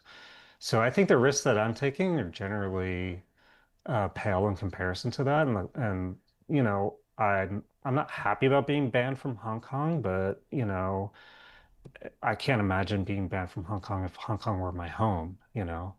So I think that those kinds of risks are things I'm willing to take on in those moments. Now that I'm a father, I'm sort of reevaluating my relationship to risk, I would say. I can understand that. There are a couple of photographs I wanted to ask about. One, I believe it's a kitchen in Ukraine, if I read correctly, where we see, again, it's the universality I think I was talking about earlier. It could be anyone's kitchen, but there are elements of it that are literally melted. What are we seeing there, and when do we see it? That picture, if I'm thinking the same one you are, is from the spring of 2020. Oh, I have to not mess up my dates. 2022. So it's really a month or two after the initial re-invasion of Ukraine from Russian forces. And it's an apartment building in the northern suburbs of Kyiv that had been attacked and lit on fire. And so it was a building that had been completely decimated, just a very sort of run-of-the-mill middle-class residential neighborhood. And it was really quite shocking to see that level of destruction in an area like that. Another I'm so curious about was there's an image of a man kneeling. He's in a white T-shirt and milk, which of course is also white, being poured on his face. I didn't realize until going through your book that milk is an antidote to tear gas. I'm so interested to know about how you saw that image, because there's such purity to it, the white T-shirt, the white milk, but the horror behind it. Yeah, I mean, I think there's a tension between these things, and I think that's part of what can make these situations unbearable, is there's actually quite beauty that emerges in the struggle and the pathos of these conflicts. And I think I do traffic, and I'm searching for that kind of beauty, something that can resonate beyond just the immediate confines of those situations. How did you whittle down this 12 to 13 years of work and what I'm sure are hundreds and hundreds, if not thousands, of photographs for this book? It was hard, I mean, I think this is something that a lot of photographers struggle with. And as photo books have become a kind of refuge for a lot of photographers, I mean, they are something that are distinct from other kinds of monographs or career surveys. A lot of photographers that I know are pursuing books that they consider to be autonomous art forms in their own right. And so then the onus on them is really to make a very decisive edit and sequence. So a lot of the artistry is in how the photographs are arranged, the kinds of associations you can pull through an arc of a sequence, not dissimilar to film editing. So it's really been a place for photographic auteurs to really realize their work on a very high level. For this book, it took quite a bit of time. It took over a year, to be honest. I was very lucky to have the opportunity to live in Rome for a year, and I could spend that year focusing on this. And I'm a bit of a completist, so I basically combed through 200,000 images. And it's almost like culling or panning for gold, where you're just sort of, and 200,000 sounds a lot, but the vast majority of those are terrible mistakes that I made. So, it's easy to cut a lot of them, and then you just keep on honing it down until you get into a a few hundred, maybe 1,000 or a few hundred that feel like they could be candidates for inclusion. And then from that, you usually have a core of a few images, maybe it just all books are different lengths, and it really just sort of depends. I don't want to give exact numbers, but you sort of identify what the core is, and you sort of try to build out from that. And I teach photo books, and I teach a lot about photo book structure. I try to inherit different approaches for structuring narrative or nonlinear narratives from film and literature. But in the end, it's a lot of trial and error, and it's a way of just finding your way to structure. Well, let me just ask in the moment that we have left, you made the comparison to cinema. How much of this, especially it's in book form, with barely any text, aside from a short story that you've written at the end, do you consider this a literary project? Yeah, I mean, I think of it in that way. Maybe, I mean, I still think of it as a photo book, but I think I think I think there's a quote by Louis Baltz where he says that the photo book occupies this very narrow but deep territory between literature and film. And so I do think that the medium and the way that I approach it has much more kinship to literature and film than it does other visual arts. Well, it's a very, as I said at the outset, impactful experience. Congratulations on the book, and thank you so much for being with us today. Thank you, Jared. I really appreciate it. Matthew Connors is an artist, photographer, and professor at Massachusetts College of Art and Design. His new book is The Axe Will Survive the Master, bringing together more than a decade of photographs from protests, uprisings, and places under authoritarian rule around the world. Again, thank you. Coming up, Abilities Dance Boston takes flight with Firebird Part 2, a new ballet about a magical bird who finally gets to save herself. That conversation is next on The Culture Show. Stay with us.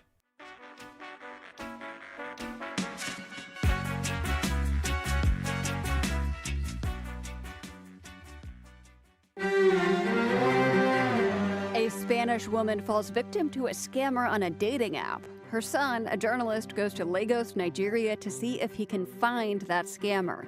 Instead, he uncovers a whole cottage industry of men using the internet to cash in on loneliness. He tells us all about it next time on The World. This afternoon at 3, here on GBH News 89.7. Our programs are made possible thanks to you. And the law firm of Davis Malm, committed to protecting clients' intellectual property, one idea at a time. Learn more at davismalm.com. And the University of Rhode Island's College of Business. URI's online Blue MBA blends ocean science, business strategy, and real-world impact. Learn more at uri.edu/bluemba. And Revision Energy, a renewable energy company building and servicing solar, batteries, and air source heat pumps for local homes and businesses for over 20 years. Revision Energy. Revision your power. More at revisionenergy.com. Listen to Morning Edition.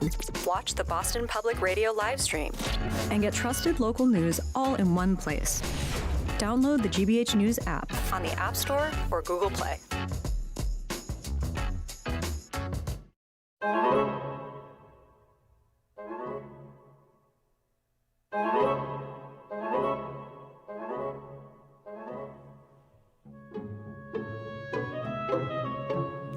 I'm Jared Bowen, live on 89.7 and streaming on the GBH News YouTube channel. You're listening to The Culture Show, and we're listening to a new work by composer Andrew Cho.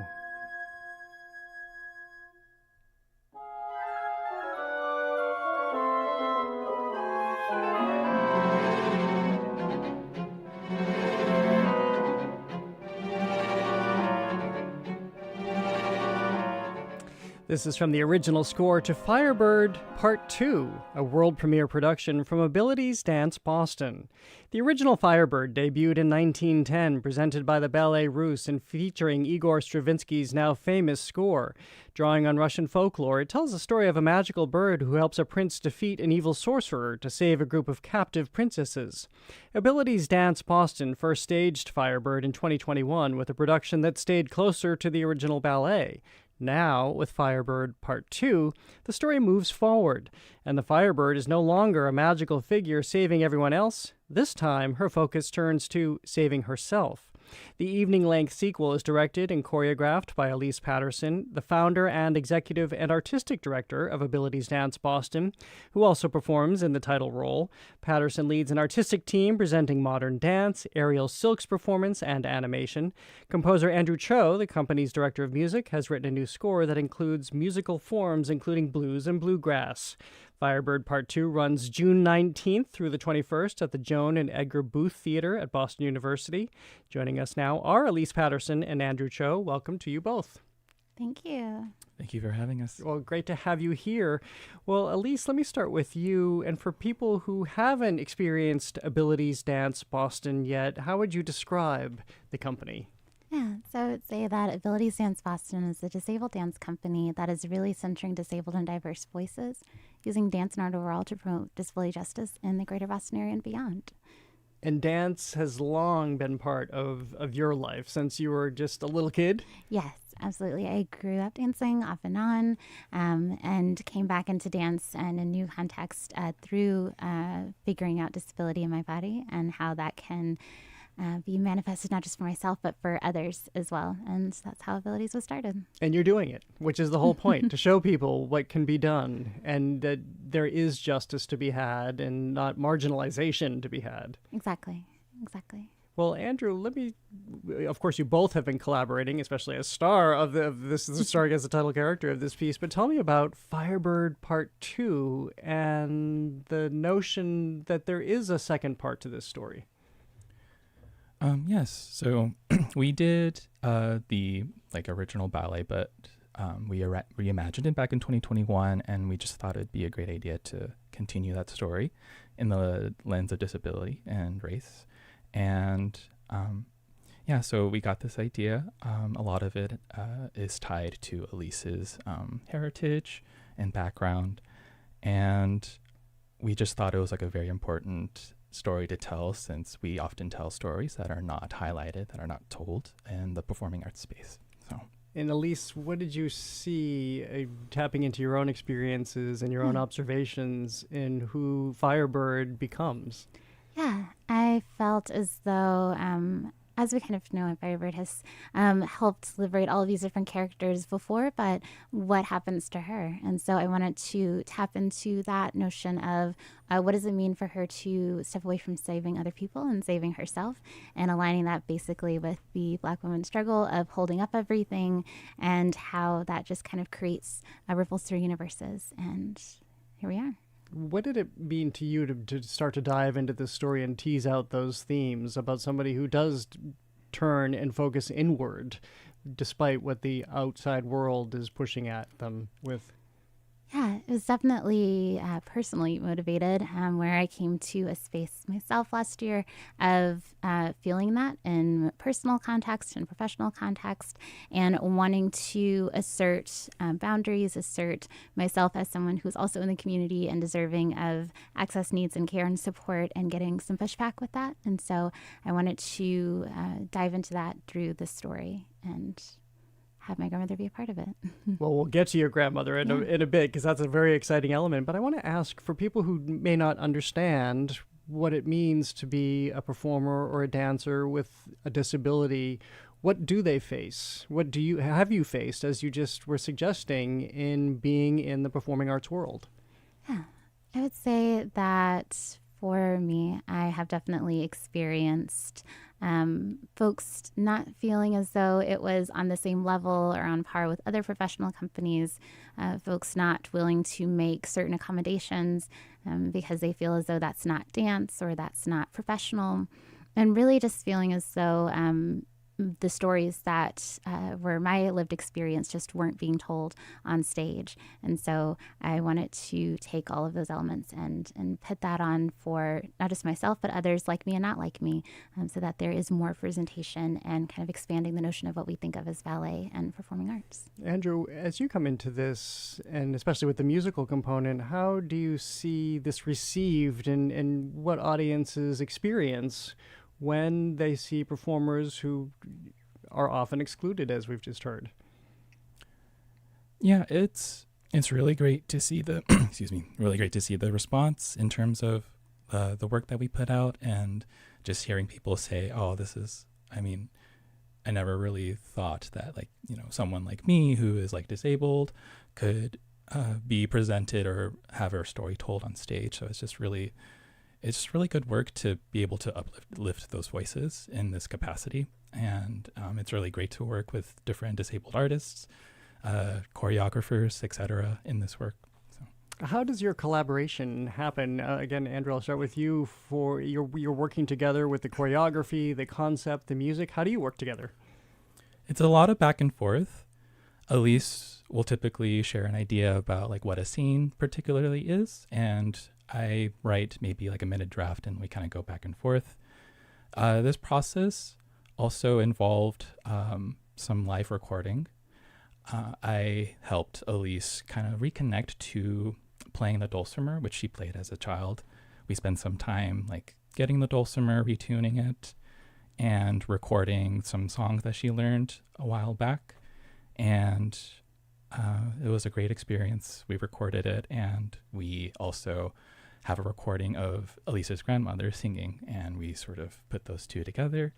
And now that will be an integral part of her scene in particular in the ballet. Well, this is a perfect time to ask about your grandmother. How did she come to be in this show, and when did it occur to you that she needed to be a part of this show? Yeah, I knew that I needed to have her in it because I was definitely in a hard place last year of kind of figuring out in giving so much and not necessarily feeling that from the broader community back. What does it mean when I just have nothing left to give? And so through that and through her encouraging me to think of new ways to experience this work, to think of how we can have fun together doing this work. And so that inspired me to remember that I played the dulcimer and that she took me to dulcimer lessons growing up, and to have her sing along with it as well, and to remind me that outside of all of this, that I'm still valued, I'm still loved. And I think that was what was needed to not just keep me going in this work, but to have her be embedded in it, because she is kind of the through line for me in keeping this work alive and keeping me a sane human. And she, have I read this correctly, that she's in her 90s at this point? Yeah, she's 96. She just turned 96 in February. And we, on her 96th birthday is when we took pictures of her as Elder Firebird. So she is in her costume, and we'll have pictures in the theater for her as well. How did she enjoy the experience? She enjoyed it. She was irritated at a couple of takes, but otherwise, we had a good time. And she's really excited to see all of these pieces come together and all of these dreams that we talked about years ago that are coming to fruition, and dreams that could not have happened without her as well. So. I'm speaking with Elise Patterson. She's the founder and executive and artistic director of Abilities Dance Boston, and Andrew Cho, who is the company's director of music. We're talking about Firebird Part 2, which is running June 19th through the 21st at the Joan and Edgar Booth Theater at Boston University. Andrew, I mentioned this how you've leapt beyond the Stravinsky score, and we hear some blues and bluegrass. Tell me about some of the other influences as you started to think about this reimagined story. Yeah, so I think it was important for us to completely rewrite the score. I mean, I love Stravinsky, I love the Firebird, but I really try to toss that out of my brain and sort of create something reimagined, new, something that fit the story and the lens of the Firebird folklore that we're writing and rewriting and presenting as a sequel now. And a lot of it is still in a classical style musically. Most of the scenes are with some inspirations of, like you said, some bluesy elements, some bluegrassy elements. And it's been great just really getting to explore a really different interpretation of this folklore and this brand new story that we're creating. And yeah, I completely just try to do my own thing in my own head. Was that how long did it take to be able to shut out Stravinsky and then move on to your own composing and writing? It takes a minute, but then like once you get into the flow, then it's like, okay, I got this. You're there. Yeah. And You got there. you've So. been there, really doing great to be able to create these whole new universes, is what we call them, and each one its own both distinct sound and voice, but still somehow connected musically in all of the different scenes we're discussing. Well, at least tell me how you work. As we mentioned, Abilities Dance Boston is the name of your company. As you cast this production and you look at the abilities of your dancers and performers, how do you construct this building with and around disabilities? Yeah, so it's definitely layered. There's multiple genres happening. There's music, that is Andrew's realm, but also live musicians to consider. There are the dancers, and there is an animator, and so many folks to work with. And it's really more about how we can come together and support one's access needs, even with limited resources, limited time, what have you, but trying to really just understand what is needed for the work to continue and think about it not in terms of what service do we need to make this happen, but more of how can we come together to make beautiful work happen, and seeing it as part of just a normal part of the work and instead of a side service that is offered. And I think that has been really helpful to not just have things flow, but have different identities in the room and still be in cohesion, and still make beautiful work. Well, I think it's also interesting that you also factor in and work with the levels of physical strength that people have on a daily basis, which can change. Yeah, myself included. And so it's definitely important to have space in the movement and the choreography and also in the audio descriptions that are explaining the movement, that have a balance of narrative and specific movement and movement description for our blind and vision audiences. But having that balance also helps to be able to shift some things if needed, so that dancers are able to flex to the movements that they need, or we're able to shift and make that safe, make that still aesthetically pleasing and still as strong as any other performance. And so we're not just talking about the stage, we're talking about the audience too. This is for all Right. audiences who will feel fully embraced, fully immersed in the production. Absolutely. There's ASL, there's live captioning, there's audio description that's being heard over the music, so that everyone is in this kind of universal design experience. And it's really centering display aesthetics and having audiences experience that sometimes for the first time, and hopefully take something with that about how their spaces might be a little bit better for others. Well, it is a world premiere, as we mentioned. I'm very excited. You're on the ground now. You were just telling me as you came into the studio, you're up in the air doing your silks, just like Pink at the Tonys on Sunday night. So good luck with the show. We know how hard you're both rehearsing right now. Thank you for being here. Thank you. Thank you for having us. Thank you so much. Elise Patterson is the founder and executive and artistic director of Abilities Dance Boston, and Andrew Cho is the company's director of music. Firebird Part 2 runs June 19th through the 21st at the Joan and Edgar Booth Theater at Boston University. The Friday performance will also be live streamed. Tickets are available at abilitiesdanceboston.org. Again, thank you for being here, and thank you for listening to another edition of The Culture Show. Tune in tomorrow or join us live at the Boston Public Library for Veronica Robles and a live performance of her Latin American music and dance. Plus, we'll take you inside this year's Roxbury International Film Festival and this summer's free Shakespeare on the Common. Angelica Marrero produced today's YouTube stream. Our engineer today is Bill Piacitelli. I'm Jared Bowen. Have a great day. The Culture Show is made possible in part by a generous contribution from the Fiducia Fund, proud to support this station's arts and culture programming.